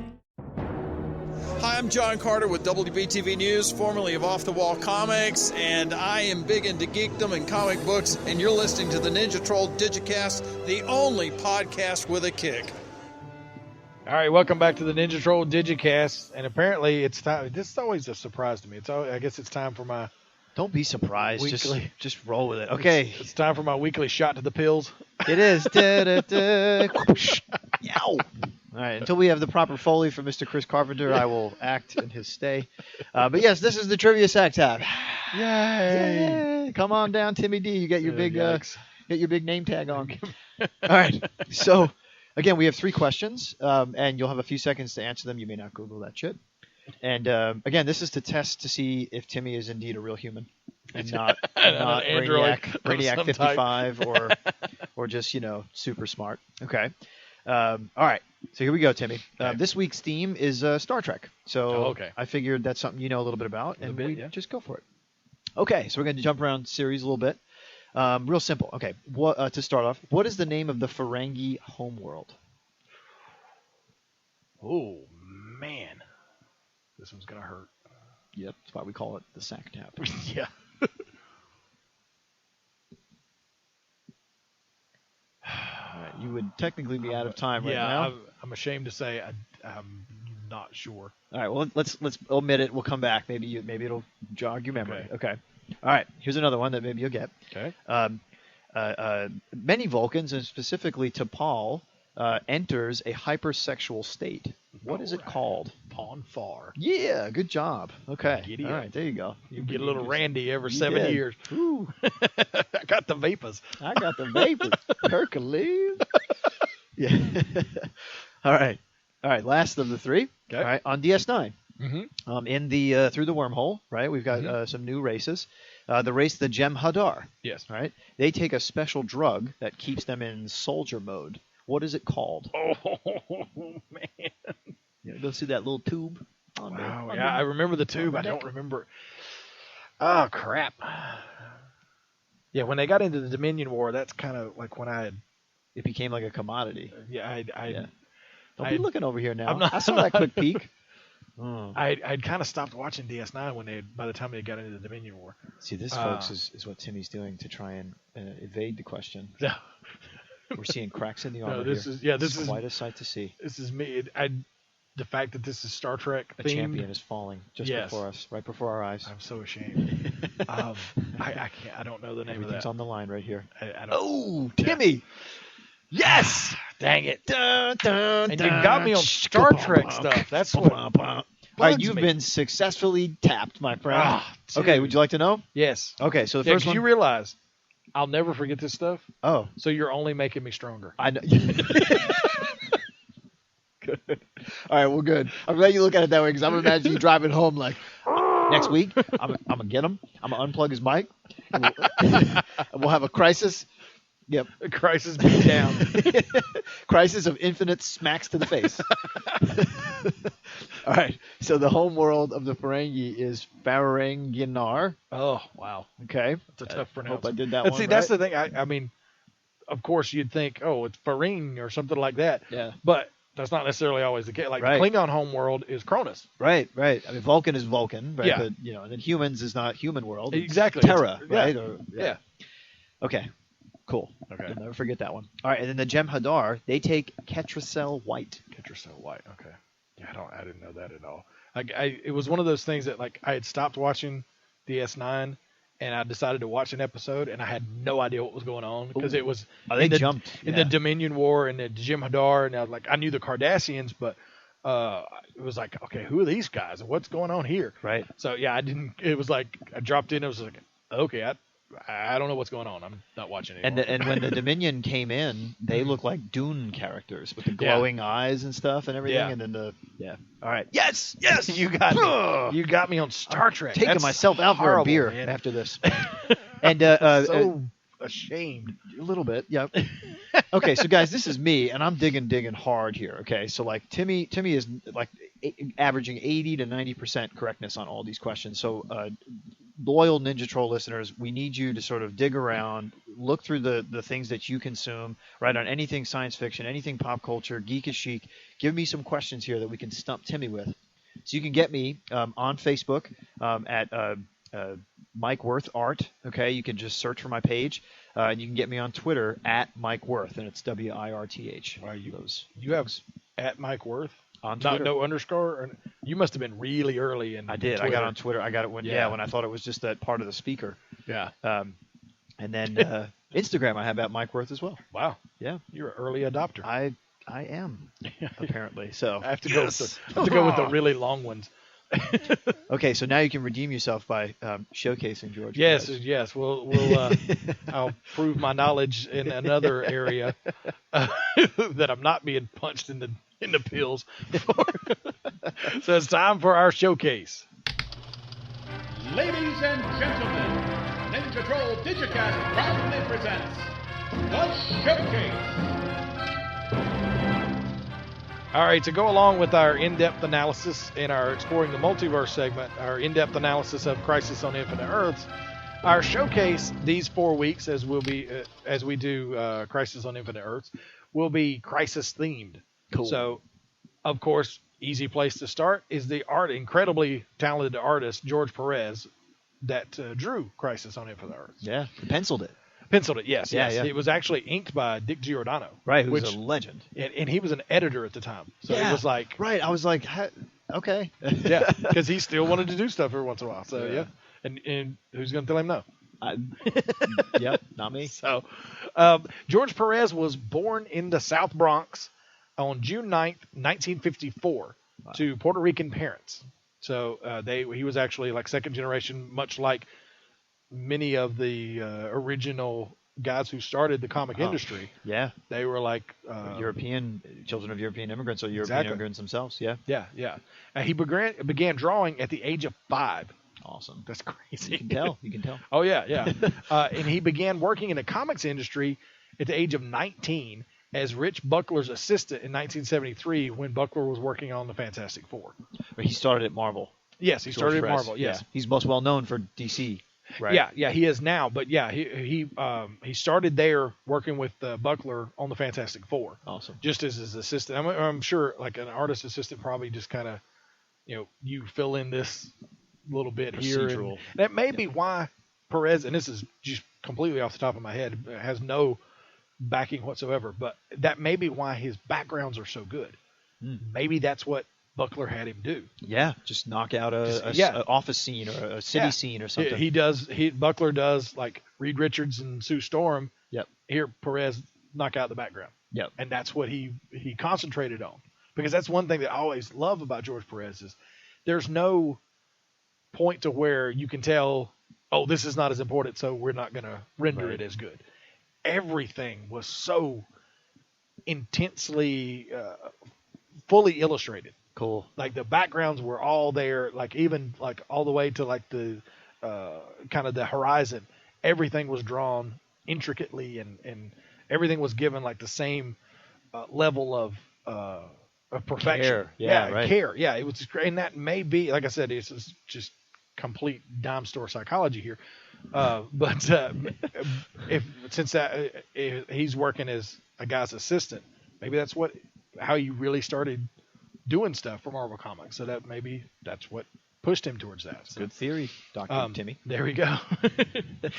He was soon a Marvel regular on The Sons of the Tiger, which was actually a strip that ran in the magazine Deadly Hands of Kung Fu. So it wasn't even color; it was black and white. Oh. And in issue 19, he and Bill Mantlo created the White Tiger, comics' first Puerto Rican superstar, or superhero, and Marvel Comics' first superhero of Hispanic descent. Wow! So that's a fairly big deal. So nice. And it wasn't racist. Yeah, good job. Well, it was. I mean, from Perez, who was Puerto Rican, you actually had somebody who would do it properly. Right. Yeah. And he, so White Tiger actually very soon made his way into the regular Marvel line. So he jumped into color, basically. Oh, nice. Yeah, so that's where they sort of minor league some things. Yeah. The magazine was like it said, it was just a strip that ran. So the magazine probably had like 7-8 stories in it.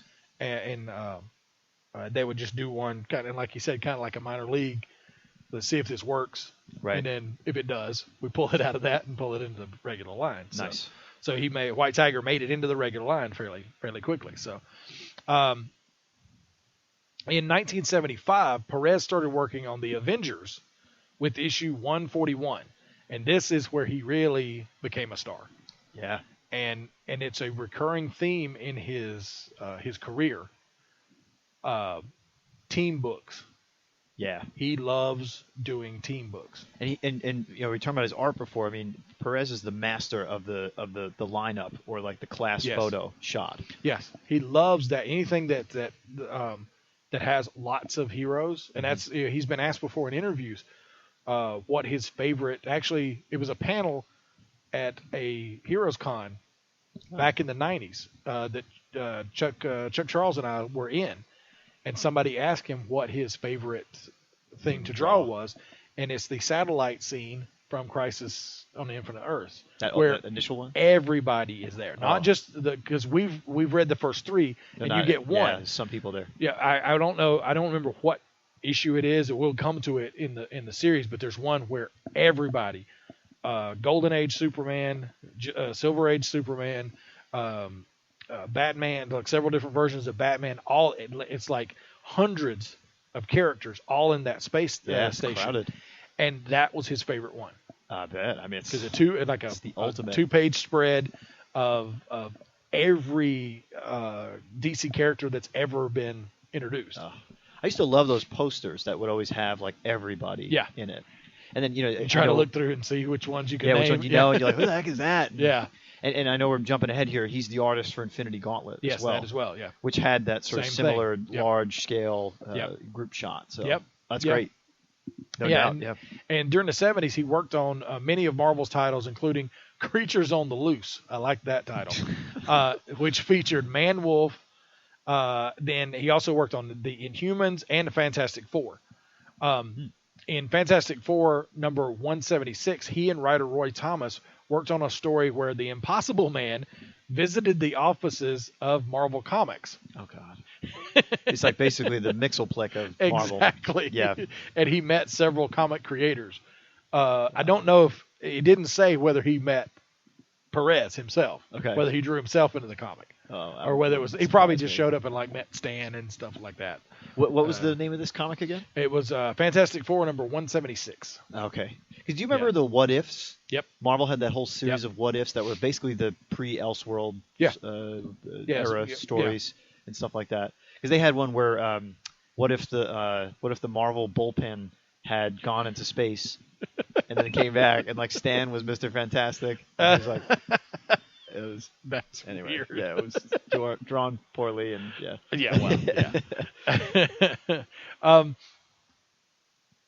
Perez, he also drew the first part of Jim Shooter's The Korvac Saga in the Avengers. Oh, which is a huge crossover story. Yeah, which featured nearly every Avenger that had been part of the team up to that point. So again, Michael Korvac, such a weird character. Yeah. And again, the recurring theme, team stuff. Yeah, he likes drawing team stuff, and so he was perfect for that for Shooter's run of the Korvac Saga. In 19, hold on, I skipped something. Okay, they also introduced the character of Henry Peter Gyrich in the Korvac Saga, who is the liaison to the National Security Council for the Avengers. Okay. And in 1980, he co-created Taskmaster with writer David Michelin. So he was creating new characters. Taskmaster was huge in was it Civil War or was it he's the guy who's he's got the skull mask. No, that's Crossbones. No. In Marvel, right? We're talking about. Yeah. Taskmaster is like gotta look him up. He looks like Deadshot with a skull mask, right? Yeah, I always thought. There he is. Oh, okay. And he was in. He was a huge character in. He became a good guy. I remember that cover right there. Yeah, that's a great cover. Yeah, Avengers 196. Yeah, by George Perez, 1980. Of course. Yeah. What was he in? He was in The Initiative. The Initiative series. Where like post Civil War time frame. Okay. And he was a good guy. He was actually training the young heroes that were going to be in like Tony's world. Okay. Or I guess no, it was Osborn who was in the Iron Suit. He was at that point. He was the Iron Patriot. Okay. Yeah. Okay. All right. I remember. Oh, that's cool. That makes sense. He was a really great character. Yeah. And in 1979 on Fantastic Four Annual number 14, Perez had his first major collaboration with writer Marv Wolfman. Ooh. The name that comes back many times in his career. Absolutely. That was 79. In 1980, Perez started working for DC Comics while he was still drawing the Avengers. And you see, like, there's a lot of these guys we've looked up before kind of do that as like, Moonlight. Yeah, they don't let them know that they're doing this because it's going to be 6 months before it comes out. Yeah, anything can happen. Yeah, exactly. The title could fall off. Yeah, so But he started working at DC Comics. He was offered the artist job on the new Teen Titans series with Marv Wolfman. Yep. But his real incentive to make the jump was the opportunity to draw Justice League of America. Nice. Which to him, it's been a long time ambition, and what he felt like was a natural progression to go from the Avengers to the Justice League. And he drew the Per Degaton exactly. Yeah. Story. The thing that happened that gave him that opportunity was Dick Dillon passed away. Right. Because Dick Dillon had been the Justice League artist for forever. What did we figure out? Was it like 13 years? Just about. Yeah. That he had drawn Justice League. Right. And he passed away in the middle of one of the crossovers. It wasn't the Per Degaton. It was before that.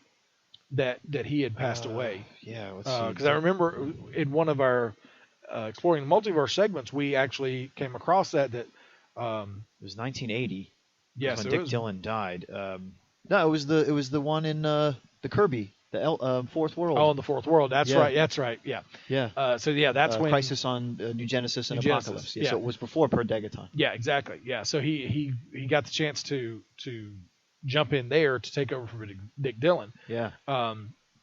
Then while his run on JLA was popular, but what really blew up was the Titans. Yeah. That was a huge thing for him. DC actually wanted the new version of the Titans to be like kind of an answer to the X-Men. They wanted that to be young centric teenage group. Yep. But not sidekicks anymore. Mm-hmm.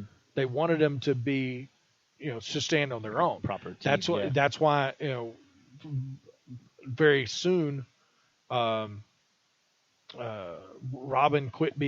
Dick Grayson quit being Robin and transitioned to Nightwing. Yeah. Because they wanted him to be more of his own hero. Right. Where it wasn't just a group of sidekicks anymore. Yeah, the X-Men had no baggage. They just came in as themselves. Yeah, exactly. Yeah. So they wanted that to kind of transition.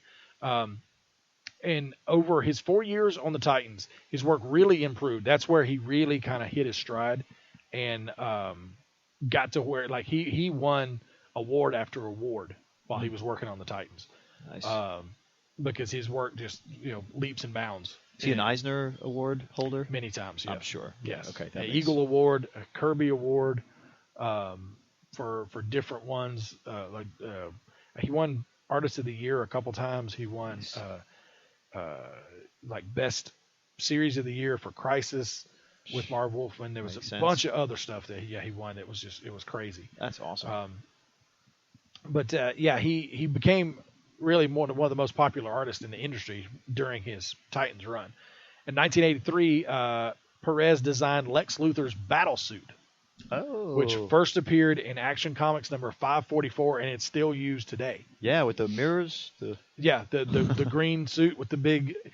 George Perez loves a popped collar. He grew up in the South Bronx. In the 60s and the 70s. If you look at Nightwing's original costume, designed by him, it had this huge collar.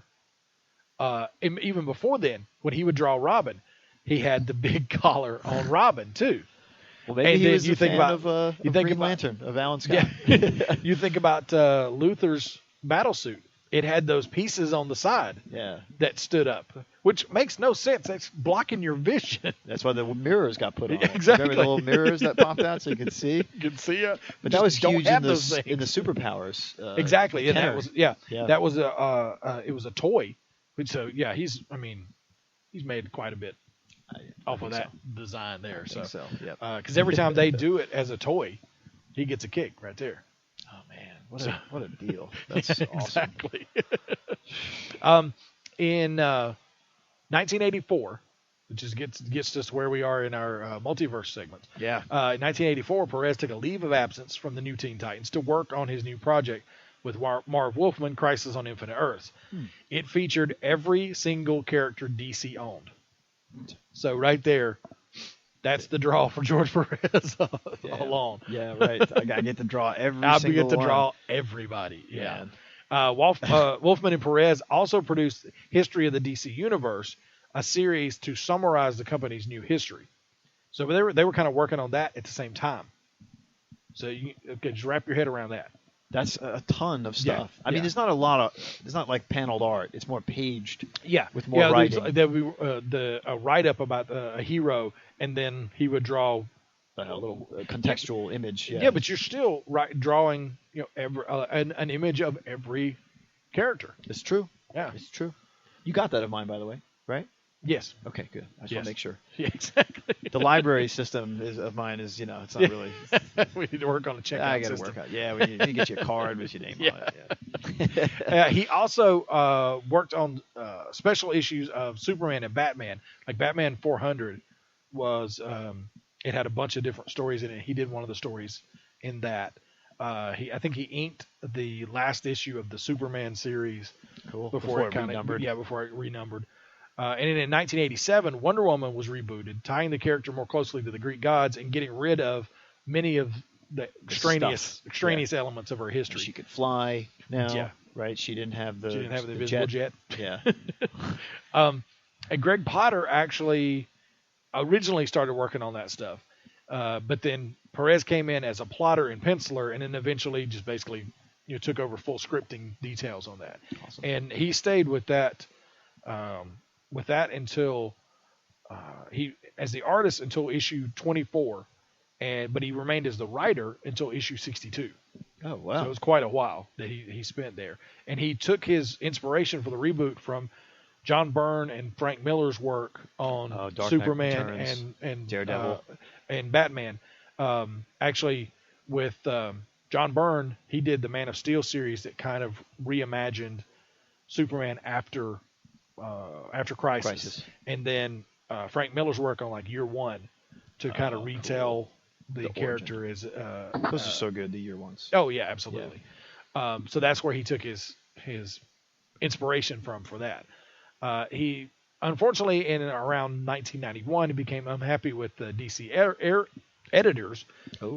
During he drew a crossover called War of the Gods.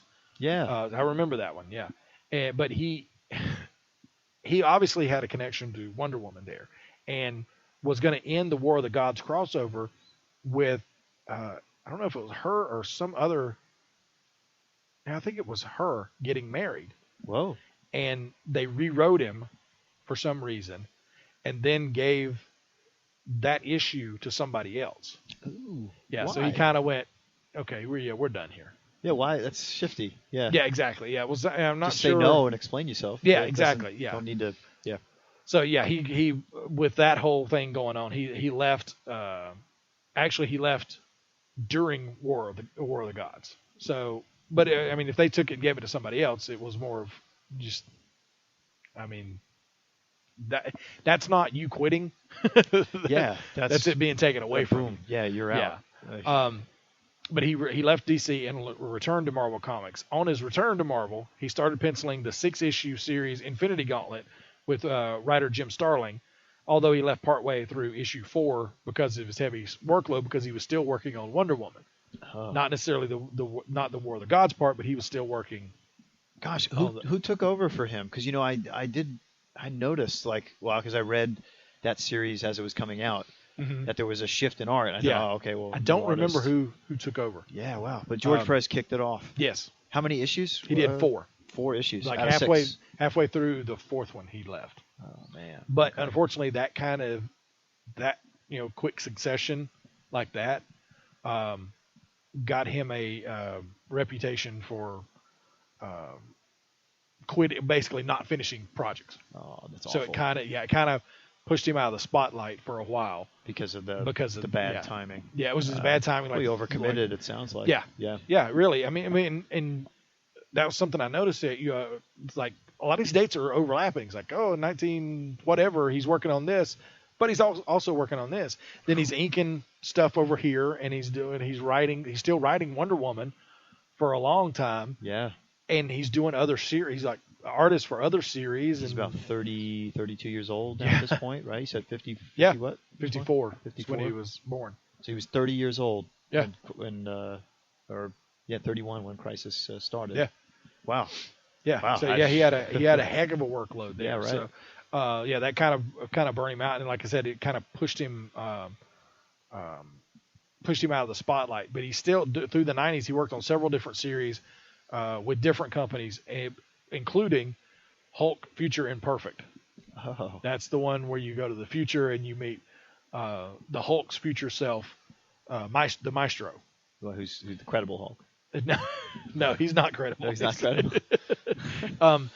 But that was done with Peter David, and Peter David has said that George Perez is his absolute favorite artist to collaborate with. Awesome. Because he, in his mind, when he writes stuff, he has, the idea of what he wants it to look like. And Perez nails it.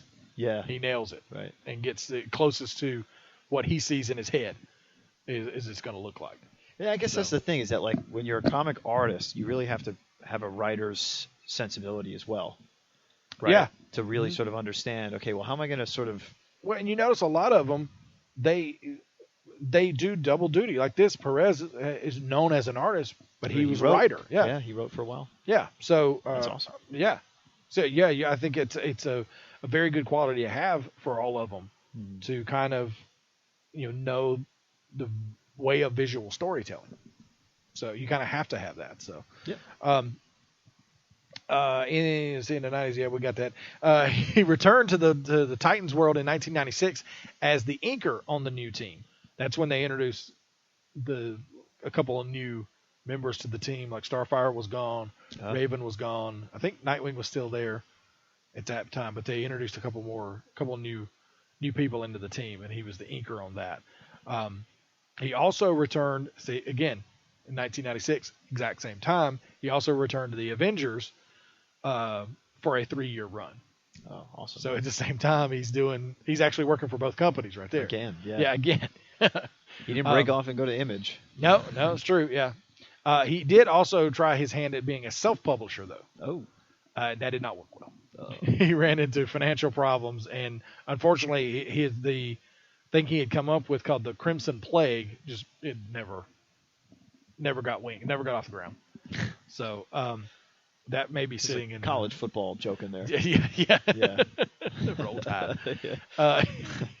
He returned to DC in 2006, working on JSA, The Brave and the Bold, and he also worked on Infinite Crisis and Final Crisis, thus contributing to all 3 parts of the Crisis trilogy.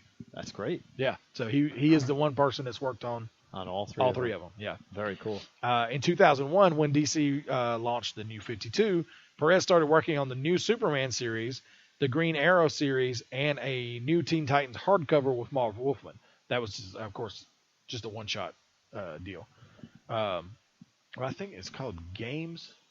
It was pretty good, of course. Yeah? I mean, it's Perez and Wolfman. Yeah, right. So, but he left Superman after 6 issues, saying his departure was because of the amount of editorial oversight he experienced and the inability of editors to explain to him basic aspects of the New 52 Superman status quo, specifically whether his adoptive parents are alive. They couldn't answer. And that was what struck me with the New 52. It was like they never sat down to go, okay, here's the deal. Like they did on Crisis. Like they did on Crisis, yeah. Exactly. It was just, it seemed like it was very rushed, and specifically something he pointed out was he had the restriction of having to be consistent with Action Comics, which is set 5 years earlier than the Superman series that he's working on. Oh, God. And Grant Morrison was working on Action Comics. And although Grant Morrison is incredibly talented, he's not very forthcoming about what he's going to do, what he has planned. Yeah. But if you have to arrange it, and I never understood why they did that, and they're still doing it now. Action Comics is 5 years earlier. He's wearing a T-shirt and jeans and like hiking boots. Superman? Yes. I don't get it. I don't understand. I never did understand it when they started with the New 52. I don't get why you split them like that, and why you have such a vast departure from the character that everybody has known. A dude running around in jeans. What would be the big deal about keeping that or losing that detail? I mean, it's like, yeah. I guess there'd be a big deal losing it because it's kind of shapes who he is. But then, yeah, it's weird that, okay, Superman just looks like a dude. He's like I said, he's wearing jeans and boots. It's in a t-shirt. It's like, I don't know. It always seemed weird to me. And the fact that one of them is set in like 5 years ago and this one's set now. Right. I mean, it's like like if that was the 5 years ago was like a 6-part miniseries. Cool. Yeah, it tells a little aspect of history. But at some point you're gonna. Okay, it started in 2011. Next year's 2016. That will be 5 years. So what happens there? Does Action Comics now catch up with the beginning of the Superman series that started in 2011? Maybe the Spectre will come and fix all that. Just mash them all together, to work something out. Or maybe Action Comics needs to make a time jump to now, and that way we won't have that issue. Pro Action Comics. Yeah. And see, I never up until I read this, I never realized that. I knew. Well, I don't read Superman comics, so I saw that. I was like, and one, he's a t-shirt and jeans, and when he's in his regular suit. Yeah. But I never really, dove into what the whole deal was with that. Oh man. Now I read this and I realize that doesn't make a whole lot of sense. That's crazy. And then to deal with that internally must be like frustrating as well.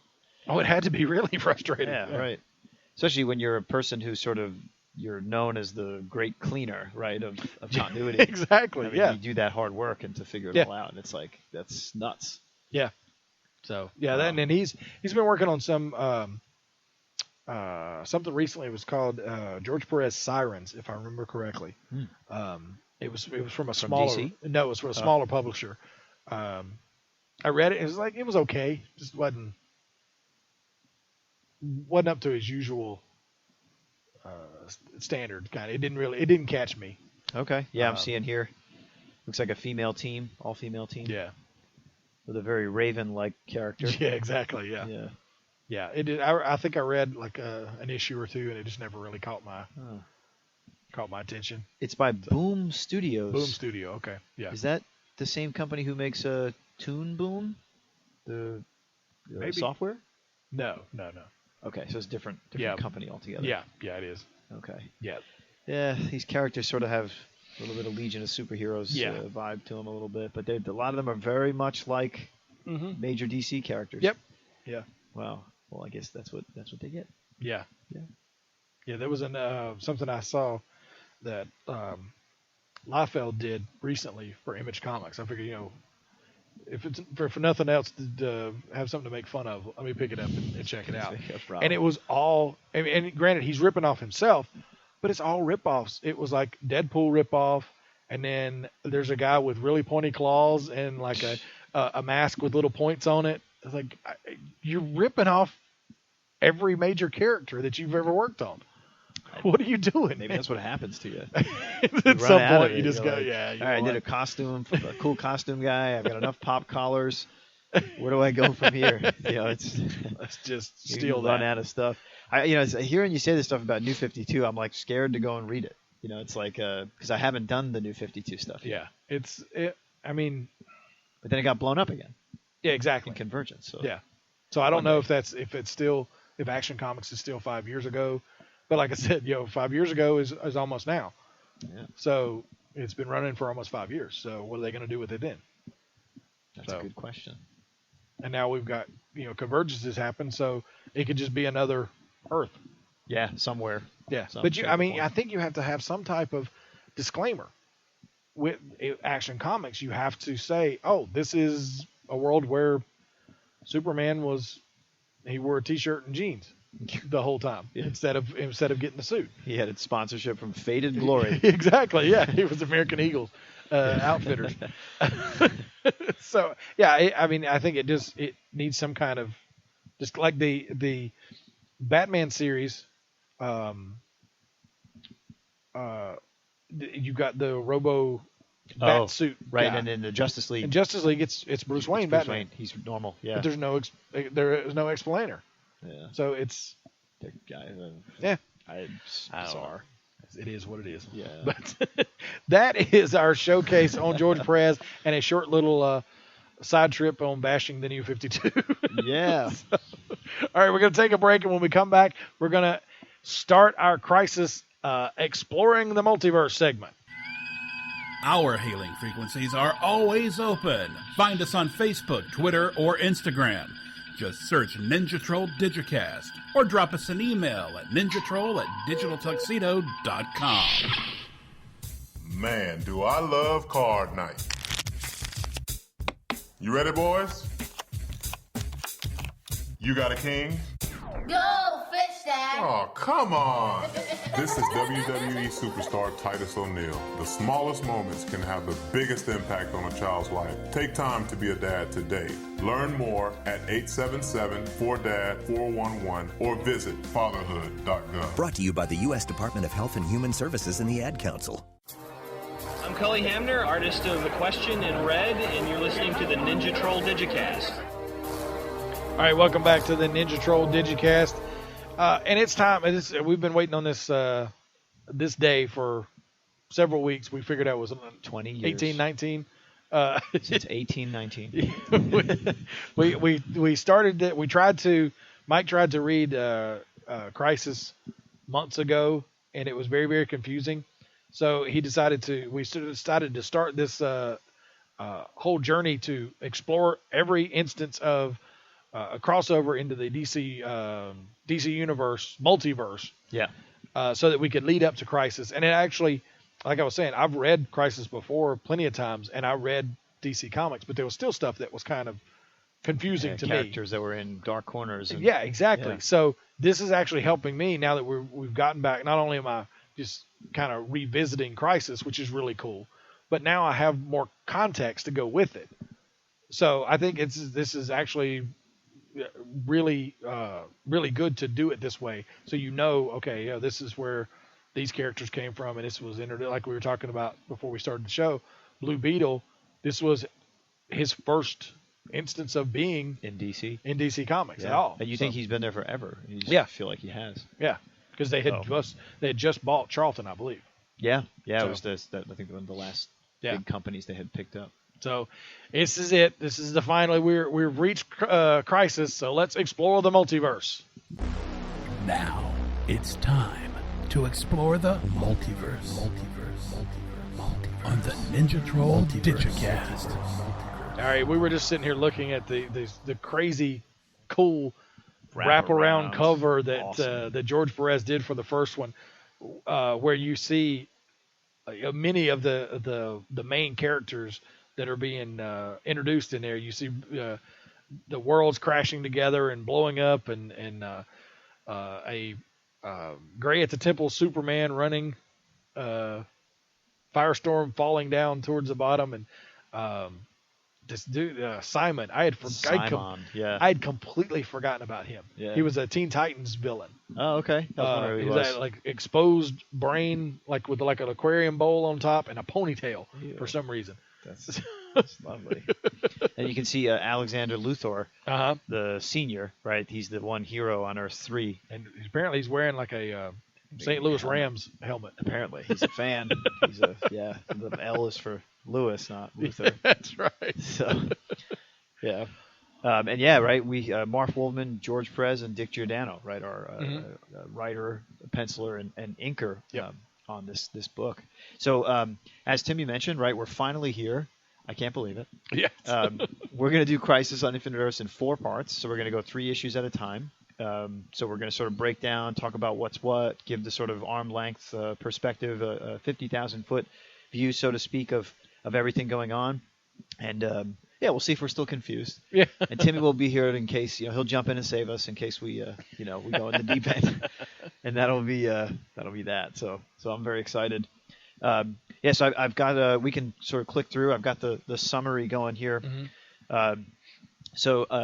What this is this is sort of a catastrophe, right? We're thrown into this seemingly unstoppable force that's ripping through the various universes as we know it. Now, did they name this one the first one that dies? The first Earth that dies? Yeah, I don't think they do. Because it opens up. We Pariah's see just there. Pariah's there, but I don't think they. No, they just I bet we could find out. I'm sure somebody's figured out where it is. But they don't name it. They it's Pariah is there. Pariah is the character that always shows up right before a world is getting ready, because he's cursed to experience disaster after disaster after disaster. So he's drawn to this event because entire worlds are being destroyed. And we don't have any clues as to people who are there. In fact, it's the next one is. Next one's Earth 3. We go to Earth 3, yeah. And this is the one I was talking about last week, where Ultraman says, I'm man. going out like a man. I'm going out like a man. Yeah. So the initial part is Pariah sort of is talking through what happens, what he has to go through. This is his first appearance, by the way, as a character here in Crisis. And he's our Virgil, right, in going through the Inferno, right, our guide. He's our guide, yeah. And he comes and goes as things happen. He can't control what's going on. Nor is that like he gets right up to the he can't fly into the antimatter. As soon as it comes, he disappears. Yeah. So it's impossible for him to do what he needs to do. Again, he's cursed to experience this. So now it's when it reaches, it's over. So he goes somewhere else. Yeah. Right. To see the next wave one, of it, which is the first Earth that's named, which is Earth 3. Yep. Which is the home of our beloved crime syndicate. And they're not clowning so much anymore. Yeah, they're actually trying to help. Yeah, that's the thing. Right. They're trying to they're like, we've plagued this world so long. How do we help it out or whatever? And it's just a lost cause. Everything's going. Superwoman dies. Power Ring and Ultraman are trying to like cap these volcanoes. Mm-hmm. And then we get a glimpse though of Alexander Luthor, who is not a superhero, but he's got his tech and stuff, and he fights for good. And then he's married to Lois, and they have a little baby, Alexander Jr., who they make a little spaceship for. Yep. And they want to send through the multiverse to a place that's safe because they now sort of understand, what's going on. Yeah. Much like yes, Kal-El. somebody we know. Somebody we know, yeah. Somebody we know, exactly. And yeah, right. Like you said, you were proud of Ultraman. I am for jumping into the antimatter. I'm gonna do it. I'm gonna fight like a real man. That's right. And then we saw the last sort of loving embrace of Alexander, Senior and Lois. Saying they loved each other. Oh, it's so great, Kirby Crackle. And then that thing goes through the dimensional vibrational barrier, and then lands on the Earth 1 satellite, the JLA satellite, which is abandoned apparently. Yeah. What had happened with that? I'm not sure if I remember. Maybe they must have moved headquarters or got attacked or something, because it's all busted up, right? It looks like the Death Star. Yeah, a chunk of it's missing. No moon. Yeah, that's no moon. And then we get another glimpse of another satellite orbiting the Earth, and that one has a friend of ours. Well, two friends. Yes. Leela, right, who we now see become Harbinger. Yep. Who is a very powerful being, and then she's able to split. I mean, it's her personalities, right?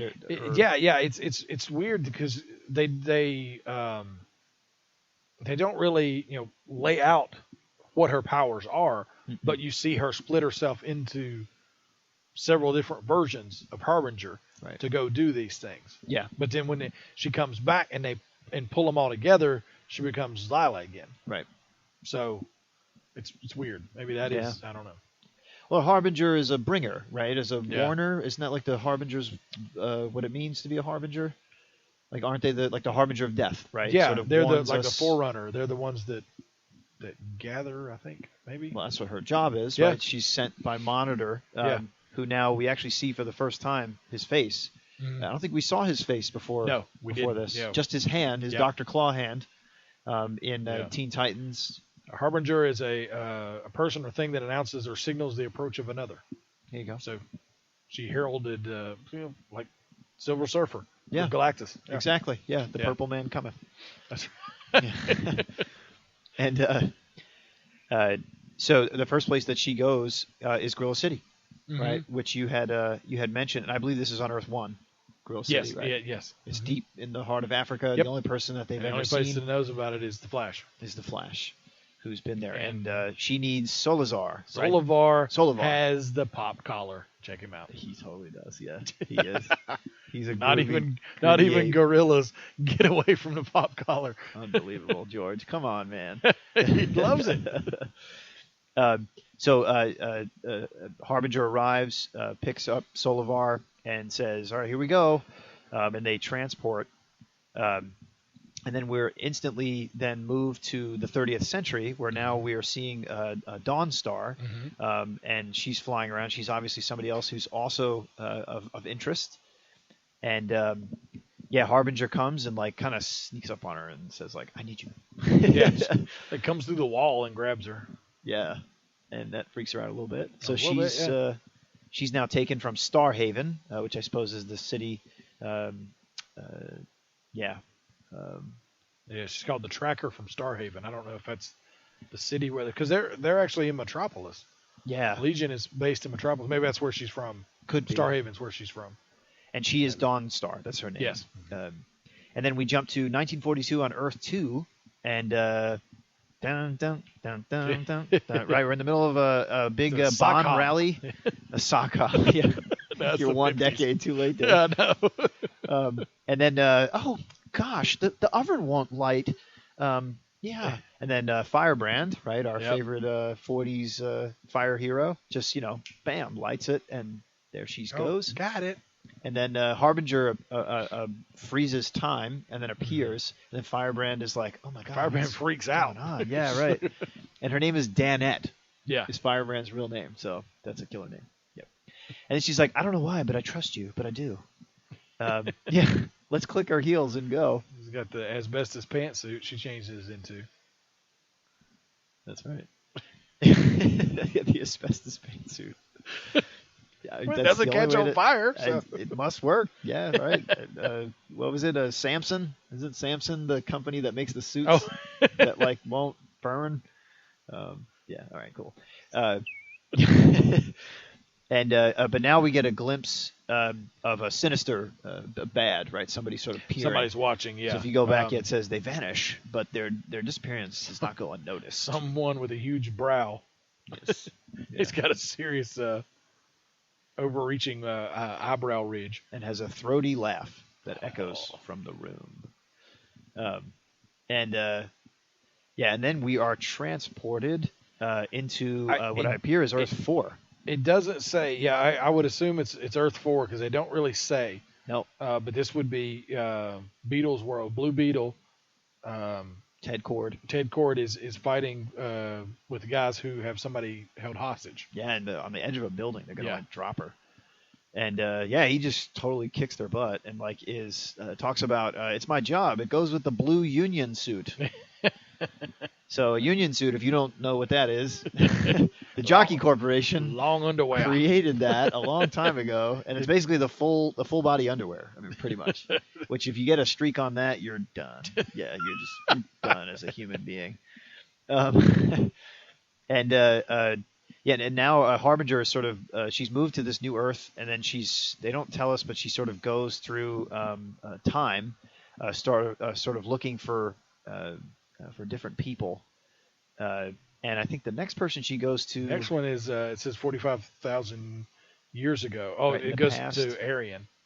Yeah, so she finds Aryan. It says, the monitor will be furious if I cannot find him in time.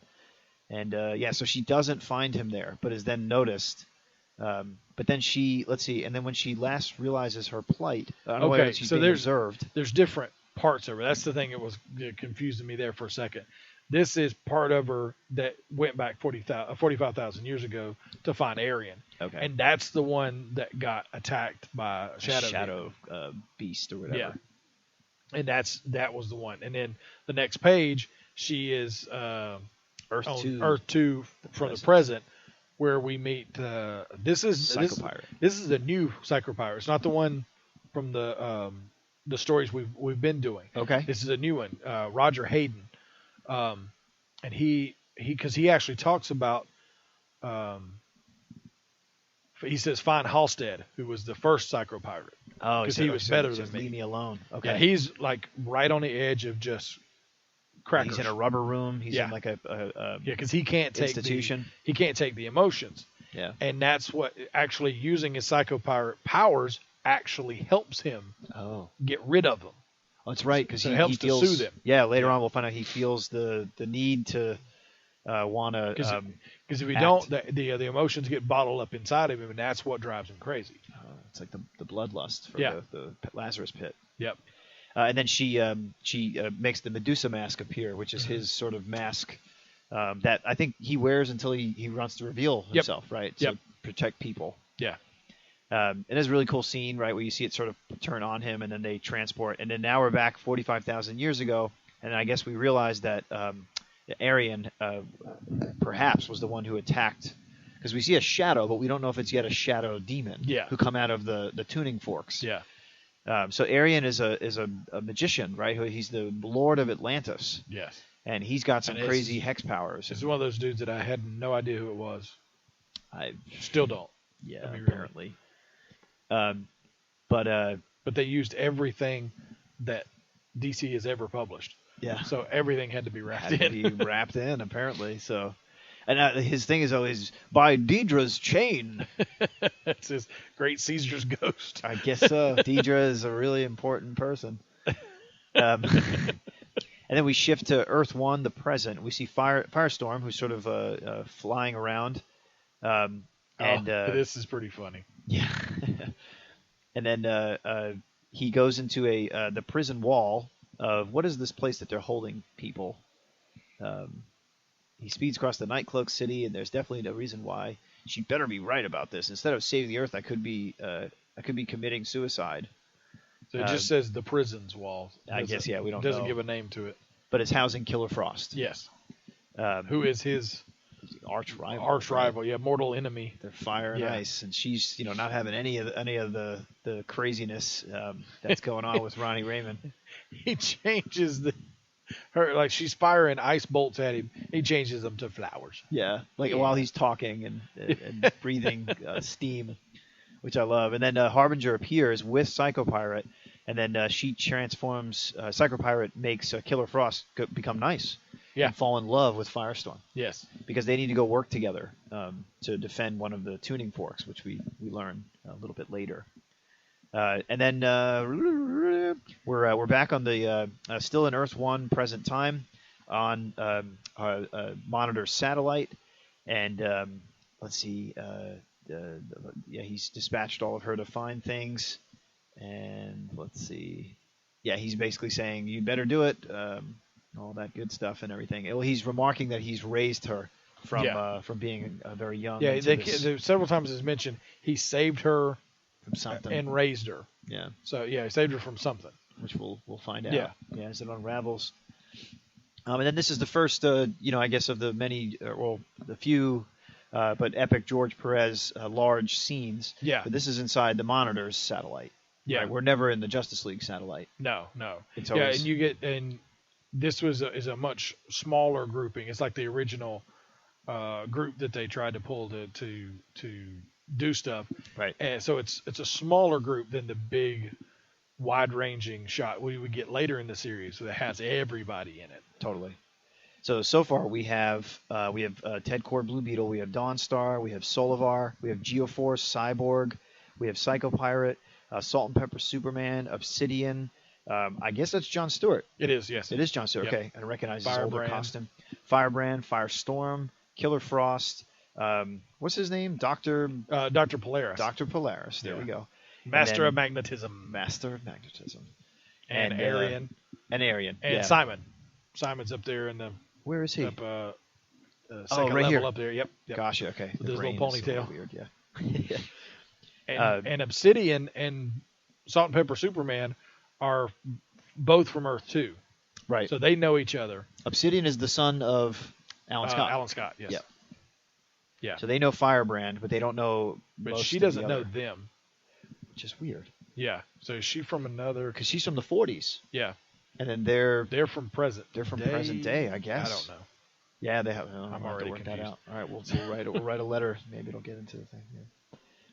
Yeah. All right, let's see. And then while in Monitor's satellite, the shadow, the first time the shadow things come out, and they're basically, they can't do anything to them.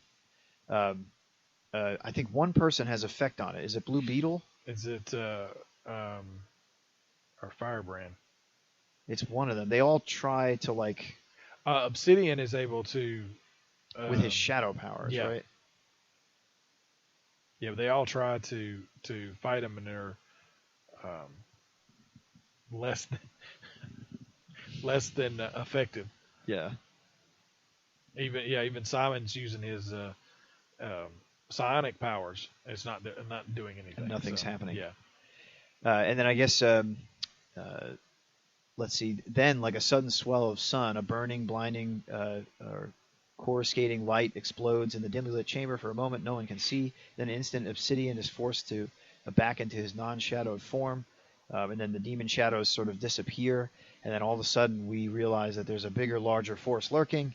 And you flip over to page 32, and then behold the Mr. first Cornrows. appearance. Yeah, Mr. Cornrows, the Monitor with the mutton chops on the face. Yes, the Monitor. We get the first time that he's been here. He's actually the first time he's really shown, other than like a real close up or a silhouette or something like that. Or he said the Dr. Claw arm. Yeah, yeah. And then at the end of this issue, because we have a digital version that has the mail on it, there's a little essay here that you had read through. Yeah. It was like the spot where they usually have letters to the editor, but of course this is the first issue, so they don't, until like issue 3 they couldn't really have any. Yeah, the speed. So they went ahead and wrote Marv Wolfman wrote an essay about kind of the way they came to this, and it starts off with a quote from Flash of Two Worlds. Yeah. From 1961, which was the first instance as where we started with exploring the multiverse. And then he talks about how, and it's somewhere in here is the guy that they hired to the guy had to read every single comic. He had to read every single comic that they published from 1935 on, which is crazy. That's his name. Let's see. It talks about him being a researcher. They hired him as a researcher. Interesting. That was his job, to go in every day, read comics, and to make notes. That's the part. Yeah, it sounds great to just read comics all day, but the dude had to like write notes the whole time.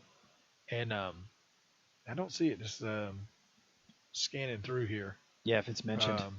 But if you can get a hold of this sort Peter of Sanderson. There it is. Oh, Peter Sanderson. He's Peter Sanderson, and this is, of course, written in 1985. But Peter Sanderson, now an assistant editor at Marvel, came on staff at DC about 3 years ago as researcher for Crisis on Infinite Earths. His job was to read every DC comic published since 1935. God. He compiled extensive notes, literally reams of paper, which have not only proved invaluable to the Crisis, but to Who's Who and the rest of DC's editorial and business departments. Yeah, that could be used by anybody in the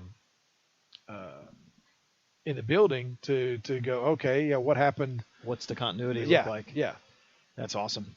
There's a nice little note here, though, saying 1956. I didn't know there had been an original Flash comics in the 40s, but other readers who were older than me knew, and they wrote demanding to see the original one more time. And Flash editor Julie Schwartz, I guess Julius, right, agreed to have the modern Flash. Everybody calls him Julie. Yeah. Have the modern Flash meet his Golden Age inspiration, and so he and writer Gardner Fox dreamed up the now classic story. So it's like that. It's just really interesting to sort of see how that goes. And then here he talks about other problems arose. Why stop with Earth 1 and Earth 2? Earth 3 was created with no superheroes at all, just supervillains. Then came Earth S with Shazam heroes, Earth X with quality comics heroes, DC owned. Then came Earth Prime, the world we readers were supposed to live on while reading about characters who lived on Earth 1. Mm-hmm. So it's like, whoa.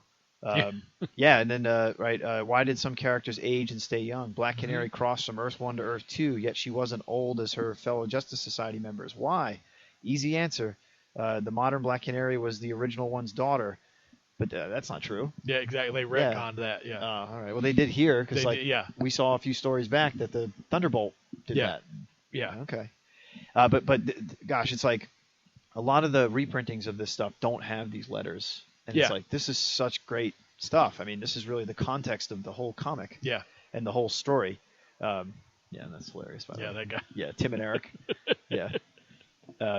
So anyhow, that sort of sums up the first issue, and that gets us to issue 2, which we start off with now in the dawn of man. And this is some of those that we get some of those characters that like DC published, but you never really thought about it as existing in the same universe. They probably never did a crossover ever with Anthro, the Cave Boy, right? So this is cool. So Anthro, the Cave Boy, who's the first boy, right? Who's the first boy? Yeah, exactly. Anthro was the first boy, and Commandy was the last boy. So they include both of them here. So that's great. But they did cross over with Commandy. Like Superman had visited him. Yeah, had crossed over. That name I've heard before, but never Anthro, which was Commandy was also a Kirby Jack character. Kirby. So Anthro the Cave Boy leads a herd of mammoths away from the serpent village. Noses.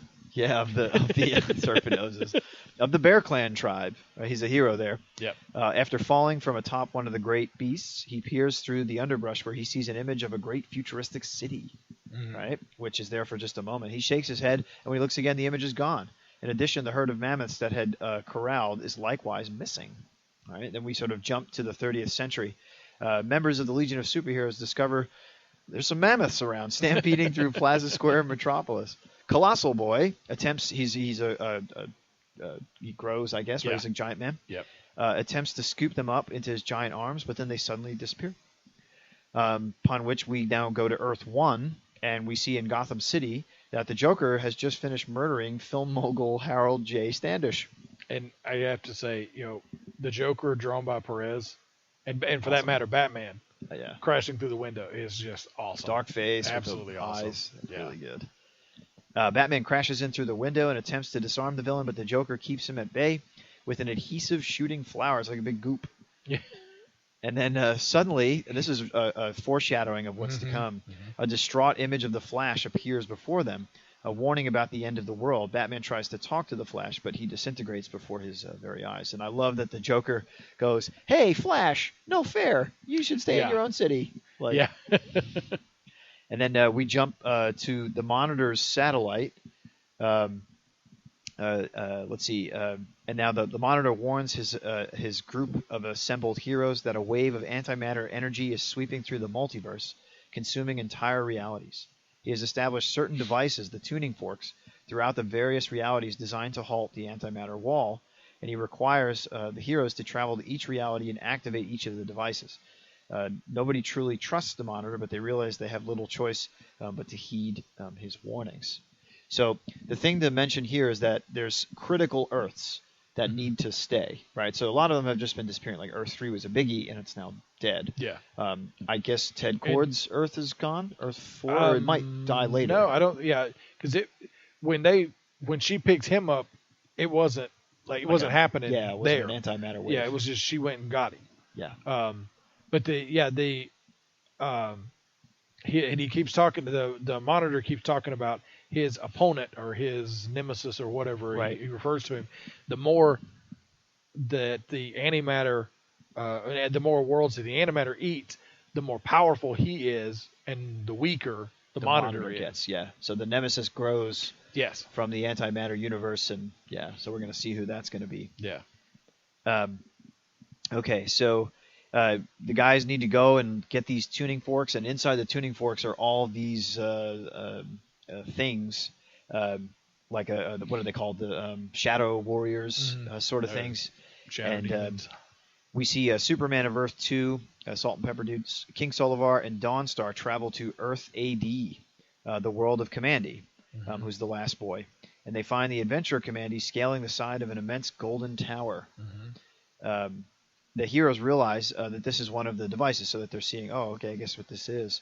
And then a horde of shadow demons arrive to sabotage the tower, but the heroes manage to drive them away. So they're able to push these guys around, but the shadow warriors are kind of tough, and if they touch you, it burns. It burns, and it gives you antimatter. Burns. Yeah, burns. Yeah, for lack of a better word there. Then next we see Arian.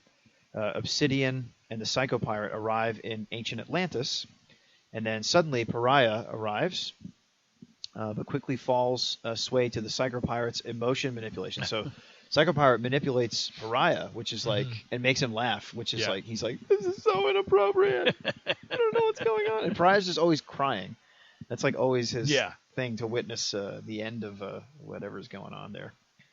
So Psycho Pirate suddenly disappears after he frees Pariah of his influence and rematerializes in a darkened room. So he's been taken, and we're going to find out a little bit more about this Nemesis. The Nemesis takes his face. Yeah, right, for a second. Right, yeah, he tries to say, you show me your face, and like anytime he looks at somebody, he can affect their emotions. Right. So he basically threatens the shadowy figure with that, and the shadowy figure says, "Well, how are you going to do that without a face?" Yeah, and it's just shoot. And he looks like the Question. Yep. For a second. Except it's not a mask. No, it's not a mask. It's just no face. And a deep force bellows forth to him, commanding him to follow every order. And he just basically says, "Okay, I'll follow no problem. what you're doing. No problem." And then, meanwhile, back on the Monitor's satellite, the Monitor asks Harbinger to retrieve Alexander Luthor from his nursery. So they got the boy, the baby, right? And they're going to put him and do something with him. And then Harbinger walks in and is shocked.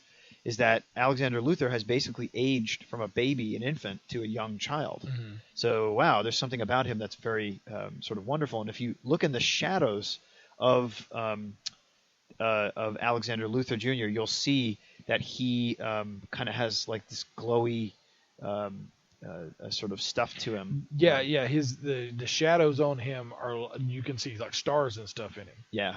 So he's we sort of jumped ahead there. There you go. Yeah, you can see. Yeah, so in his shadows is clusters of universes and things like that. So suddenly the dark influence of the shadow demons takes control of her, right? Over Harbinger, and is now commanding her, telling her that she should betray the Monitor. So she's sort of getting demon voices that are sort of telling her like what is going on. And she's torn, right? It's like clear that she's obviously going to betray the Monitor, and we're going to see sort of how that goes. So this is ushering in now what's to come. And he actually mentions several times that he knows that it's going to happen. He knows all. Yeah. Yeah. He knows that she's going to betray him, and he knows it's going to happen, but it doesn't change what he's doing. Yeah, right. Exactly. It has to go down this way. So the third issue, which is the last one of our segment today, is Oblivion Upon Us. And now Harbinger walks into the Monitor's inner sanctum as he continues testing young Alexander Luthor. Luthor is aging at an accelerated rate. You can see now he's a lot older than he previously was, and is now at the physical age of an adolescent boy. The Monitor discovers he is composed of both positive and antimatter, right? Positive matter and antimatter, and believes that this composite life form may hold the key towards stopping the crisis. Okay. So Harbinger, now still under the influence of the dark, mysterious entity, leaves the Monitor's satellite and reports to her new master, right, of what she's discovered and has gone on. And mostly she's like, you can see she's always the Psycho Pirate's there all the time. Now on Earth 1 in the 30th century, we're back to that location. The Flash. Yeah, okay. That's the thing. In after his trial, the Flash went to the future because Iris got killed by the Reverse Flash. Then he killed the Reverse Flash, and he went on trial. Then he left and went to the future. Wow. To the 30th century. Yes, exactly. So that's like when he first shows up, Batman makes mention he disappeared. Yeah. He's been gone. Right. So that's what was going on there. Okay. I was wondering if that had something to do with that trial that was in the previous story. Yeah, it was after his trial. He left and went to the future. Wow. Because Iris was gone. Yeah, so what does he have to what does he need to sort of still fight for and stay? And I mean, that makes sense. So it's pouring rain, and he's running through the streets desperately, attempting to halt a series of natural disasters. So weird stuff's going on. And then he sees the wave of pure antimatter spreading outwards in the distance. And the only thing he can do is to vibrate at super speed to send him back through time. He then, we're now in the 20th century. The antimatter wave has reached Earth 1, and it slowly begins to dissolve everything in its path. The Teen Titans team up with the Outsiders, right? Geoforce. And is Obsidian an outsider? No. No, okay. To save the citizens of New York, as many as possible. And Batman and Superman arrive as well to lend a hand. of Earth 1. Suddenly, Batman sees the Flash appear before his eyes. However, before the Flash can respond, he screams in pain and terror as he is pulled into another dimension and then disappears. Mm-hmm. In outer space, we see Brainiac, and his brain ship is surveying, this is still in the Earth 1 outer space, survey the progress of the antimatter wave, and he logically deduces that in order to preserve his own life, which is his prime directive, he must save the multiverse. Makes sense. And now he's flying off to find his old partner, Lex Luthor. And hey, Mr. Luthor. Yeah. Blah, blah, blah, blah. Yep. Meanwhile, Blue Beetle, Dr. Polaris, and Geoforce arrive in Markovia, right? Which is nice. Geoforce's... that's his homeland. It's his hometown, or homeland, I should say. But back in World War II in 1944. Yeah. And then we see another DC franchise. Markovia is currently under Nazi occupation, and the Nazis attempt to secure the Monitor's energy tower, thinking it's the super weapon from the Americans. Mm-hmm. And the American military forces, known as Easy Company. Yep. The losers. Sergeant Rock. Yeah. Yep. And the Haunted Tank, which has a big stars and bars on it. It's haunted by the spirit of General Jeb Stuart. That's amazing. The Civil War general. That is something else. And see, again, that's one of these things when I read, I was like, man, what the heck is going on here? Who is reading that story? Exactly. Wow. When I first saw that, I was like, what the heck? Are they blending styles? Because I saw this dude's face. General Jeb. Yeah, he always appeared in like would say some kind of like cryptic message and then he would disappear. It's so Scooby-Doo. It's crazy. Such a racist Scooby-Doo. And so they're fighting now. They're trying to protect the tower. The Nazis are sort of trying to be jerks about everything. And that's what they do. Yeah. And then the Shadow Demons appear. So now it's like two threats. The Shadow Demons, they kill a bunch of the wartime soldiers, including Easy Company's Flower and the Losers, Johnny Cloud, Captain Storm, Gunner, and Sarge. So we see some deaths. Yeah. Right, at the hands of these Shadow Demons. On Earth AD now, Superman 2, Dawnstar, Solovar, and Commandy, right, stand by helplessly as they watch the sky turn the color of blood and lightning storms erupt all around them. Solovar, finally succumbing to his recent injuries, dies in Commandy's arms. Yeah. Another death there is so sad. And Commandy, takes it really, really bad. Yeah, right. I mean, because he says, I recognize in your face not that you're wild, but that you're, sensitive and stuff. Yeah, they kind of have a man and ape moment, which is always special. And so, meanwhile... Cyborg, Green Lantern, Simon, and Firebrand materialize in the town of Coyote, Texas, in the year 1879. So they meet up with several Southwestern heroes, including Nighthawk, Scalp Hunter, Batlash, Johnny Thunder, and our friend Jonah Hex. Yep.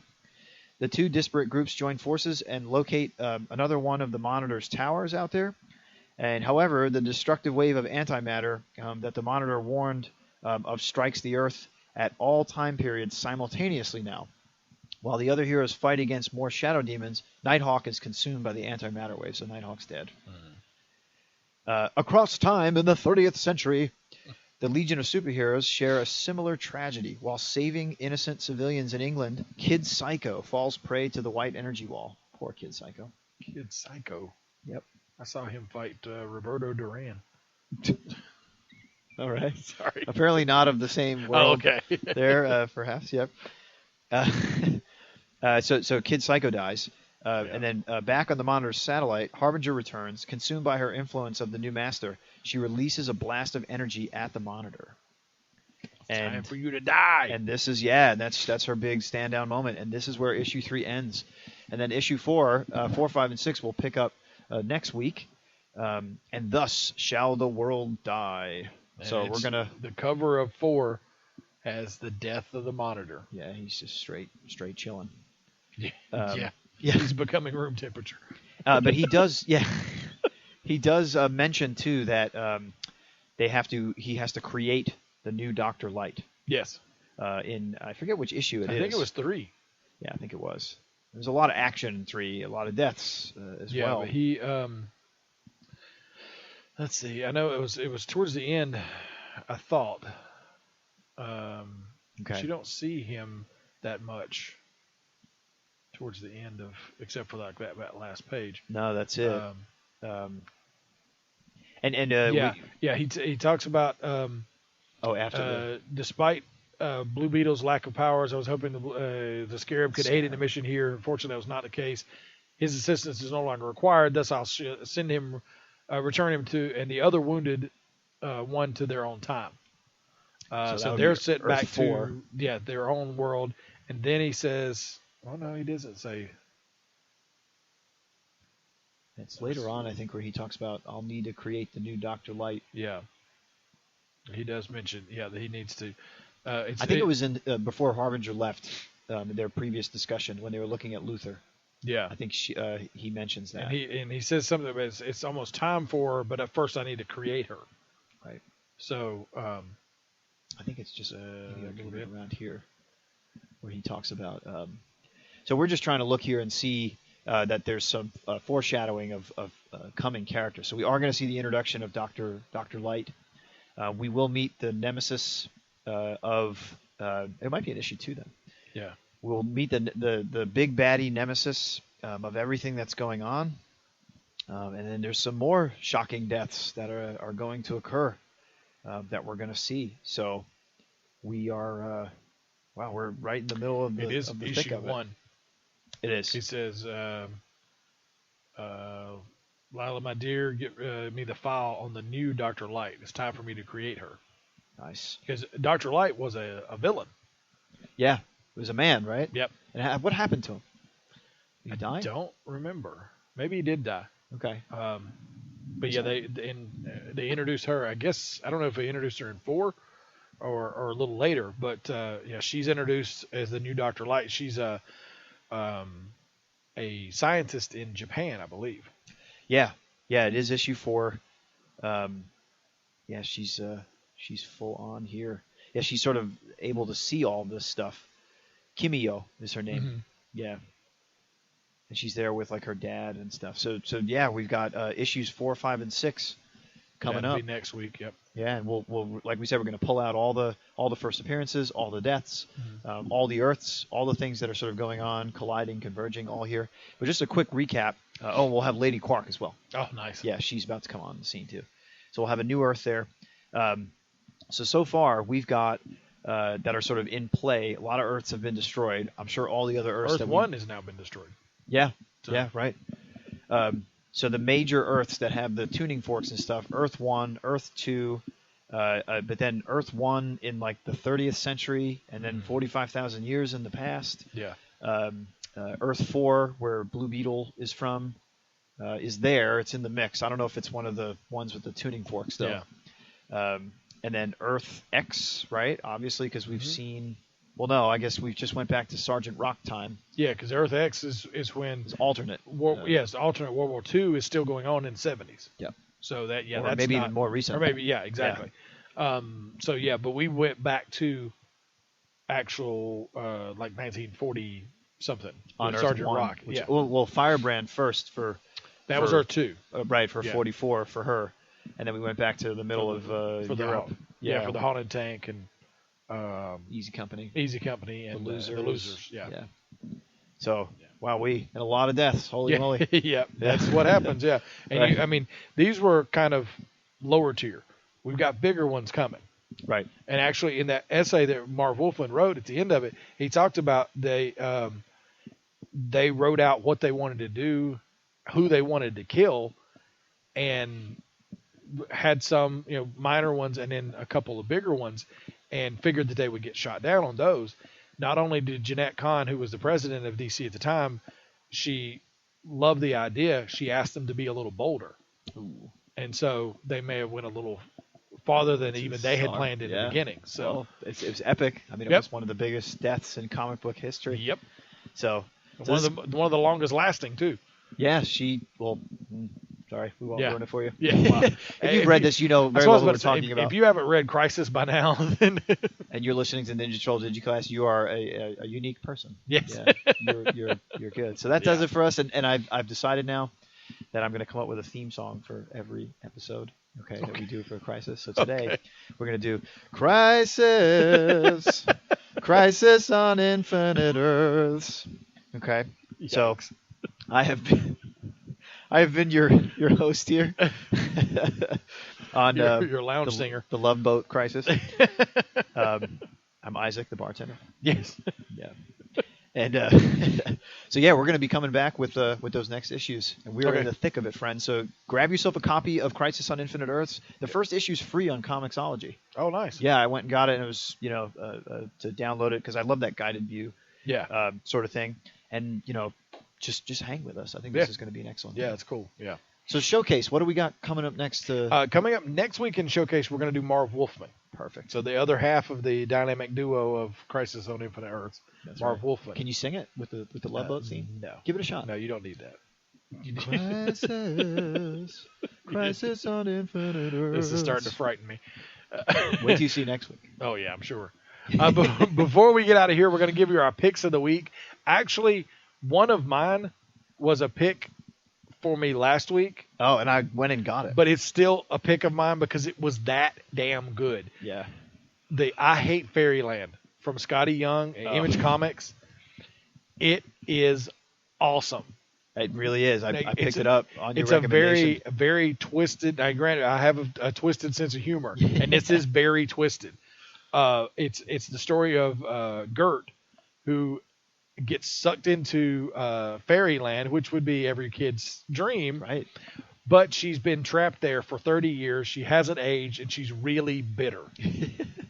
And so she has like a companion, kind of like a Jiminy Cricket kind of deal, but she like tears through fairyland with an axe and a gleeful just reign of terror. Awesome. And the Queen of Fairyland, if I remember it correctly, it's the Queen of Fairyland because Gert is a visitor to Fairyland. She can't do anything to her, but she hires Brute, what was his name? Brule the Brute, to basically takes out a hit. She takes out a hit on Gert. Awesome. So I absolutely loved it. It's just wicked funny, and she basically curses at people, but in like she calls them mother huggers or mother fluffers or something. It's something like a weird variation of actual cursing.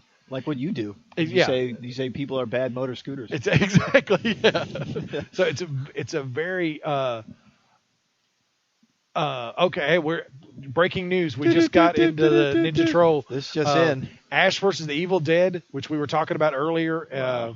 In the movie and TV news, the first 4 minutes have been released. It's already been renewed for season 2 on Stars. 4 great minutes. Wow. Exactly. Way to go, Stars. Thank you. That was our from our Ninja Troll newsroom there. Yes, sir. Jane Wiley, our breaking news. Yeah. But yes, I Hate Fairyland. Go out, pick it up. And Scotty Young actually has a pretty cool essay on there about he talks about the big lowercase I. Oh. Which is Image. Yeah, he had always dreamed of having his own creator-owned comic in Image Comics. And now he finally got it. Oh, that's awesome. So, because that was what he always dreamed. He thought, for sure that's what he was going to do like first. But then he started working at Marvel, then DC, and he was working at the big two. And it's like, wait a minute, how's this? What happened here? And the ladder is tall. Yeah. And so now, we so it talks about him getting his new series with his first creator-owned series with Image, and it's just a fun read. It's a really fun read. And actually, my other pick is Red Hood and Arsenal. I was a little on the fence about that, because they they made the two characters a lot younger, and Roy is still an addict, but he's an alcoholic. Not a former heroin addict. Okay. Yeah. Oh, all right. Well, they retconned it. Yeah, they retconned it a little bit. Yeah, exactly. Problem. But they're almost like an odd couple kind of deal. Roy's the crazy tech genius, and Jason's a little more down to earth and a little more violent than Roy is. But it's got a fun vibe to it. It's like a buddy deal going on, and they just went back to Gotham City, and now they're running into the current Batman, Robo Bat Bunny. And so who is the Red Hood? Is it Jason Todd? That's Jason Todd. Yes. Oh, okay. Yeah. And he sees Joker, and he has a little, basically like a little twitch moment. I bet he felt it in his back. Yeah. So but it's a fun series. It's I mean, he has baggage, of course. It's not as bad. They've smoothed him out a lot since he first came back. He still has a tendency to shoot first and ask questions later. That's what we like about him. Yeah, exactly. Yeah. So, but yeah, it's a fun read. Red Hood and Arsenal. Well, it sounds like a good anti-hero Yeah. team. Oh yeah. Yeah. So I got just a couple. Last week was my biggie week. I did jump on Batman and Robin Eternal, so I'm going to go get the new one today that comes out. But I'm still on the Star Wars. The Shattered Empire completed. Oh, did it? Okay. So it's done. Yeah, it's as a series. The last one was amazing. Nice. Yeah. I remember I read the third one and I saw that coming up next issue. She's with Luke now. Yeah. Yeah. Do you want to know what the thing is that the Emperor stole? Yeah. Yeah. So from the Jedi Temple, he took 2 trees, Jedi trees, that have some power that were like buried in this lab deep in Imperial territory, and they sneak in. Remember I was telling you that she was dressed up as like a specific person? Yeah. But like the guy who's like, oh yes, please come this way, Lieutenant Bay or whatever. And then all of a sudden he turns around and it's a trap, right? Yeah. And they're like, it's a trap. We got you. Yeah. And Luke is there in black cloak, pretending to be a Sith. Which is kind of cool. And they're like, yes, you were very convincing, but the real Lieutenant Bay is missing an eye. And you clearly have both. So, but that will change. And then they attack. Yikes. And then Luke, cuts everybody down and stuff. Cool. Now, the way it ends, she's special. She's a special person. We don't know yet why. She's Force sensitive? Or perhaps, but we haven't seen that occur yet. He doesn't say to her, hey, I sense the Force in you. Yeah. But he went in trying to get one of the temple trees and found out there was 2. Oh, okay. So he takes one and disappears. Okay, and this is seemingly what Luke is doing to rebuild the Jedi. Yeah. He gives one to her. Oh, okay. And then says, you are on leave. You are not reporting for duty. You're not doing any of this. It's my order to you. Yeah. Don't do it. So it ends where she's like very special. She goes to take care of this, basically. And she takes the tree back to wherever she's from, and they're on their home world, and then Shara Bay is her name, and they plant a tree, and they sort of live happily ever after, and that ends this 4-issue series. Incredible, but she connects to every major character. So I have a theory. I think that she is the mother of Rey. Okay. Yeah, I think. Yeah. Because she's Force enabled, right? Yeah. Did we find out that Rey is Force enabled? I think so. We know Finn is. Yeah. Because he's got the saber. Yeah. But I really, really think that it is. Could be, yeah. That she is the. That she's going to be the mother of Rey or of a character that we'll see. Yeah. Later, because that tree is really important. Cool. So the seed is planted. There you go. Literally. So I'm going to go for Chewbacca. Number 2 is my pick. Cool. I've just been loving that. The first one had a Phil Noto cover. It kind of just made me go, whoo. Yeah. And then I did like it because, of course, he can't communicate. Like, I read the first one. Yeah. And, he couldn't communicate. No, you have to hear. You have to like read what people say in response to him. Yeah, exactly, and try to figure out. Same thing with Han and the girl who's trying to convince him to help her. All along is thinking, oh well, he's not going to do it, and she doesn't realize that he's saying okay until he finally like grabs her and goes, all right, come on. Yeah. I'm just pumped about all Star Wars stuff. It's going to be bad. Yeah. And then Unbeatable Squirrel Girl #1 comes out. When, does that come out today? It comes out today. Nice. Yep. Right. Our good buddy Rico's on that, and then the other comic that I picked up, which was free on Comixology, is Jessica Jones #1. Nice. And that's a really good comic. Yeah. Really gritty, really noir. Yeah. And again, colored by Rico. His work is. Oh yeah. He's branching out and he's getting a real nice reputation. Cool. So That's really cool. Cool. So I have picked, and I have now flicked on you. Ah, nice. All right. That's going to wrap up this week's edition of the Ninja Troll Digicast. Remember, for all the latest news from all around geek culture, make sure you follow us on social media, facebook.com/Ninja Troll Digicast. On Twitter at Ninja Troll Show. And Instagram at Ninja Troll Digicast. YouTube at youtube.com/C Ninja Troll Digicast. And you can always visit us at ninjatrolldigicast.com. And while you're there, click on the subscribe to iTunes button to get the Ninja Troll on iTunes. And make sure you join us next week. Same Ninja time, same Ninja channel. You've been listening to the Ninja Troll Digicast. Tune in next time when you'll hear Tim say, Crush your enemies, see them driven before you, and hear the lamentation of their women. This is the Ninja Troll Digicast, the defenders of all things geek culture. Don't go ninja, nobody don't need ninja.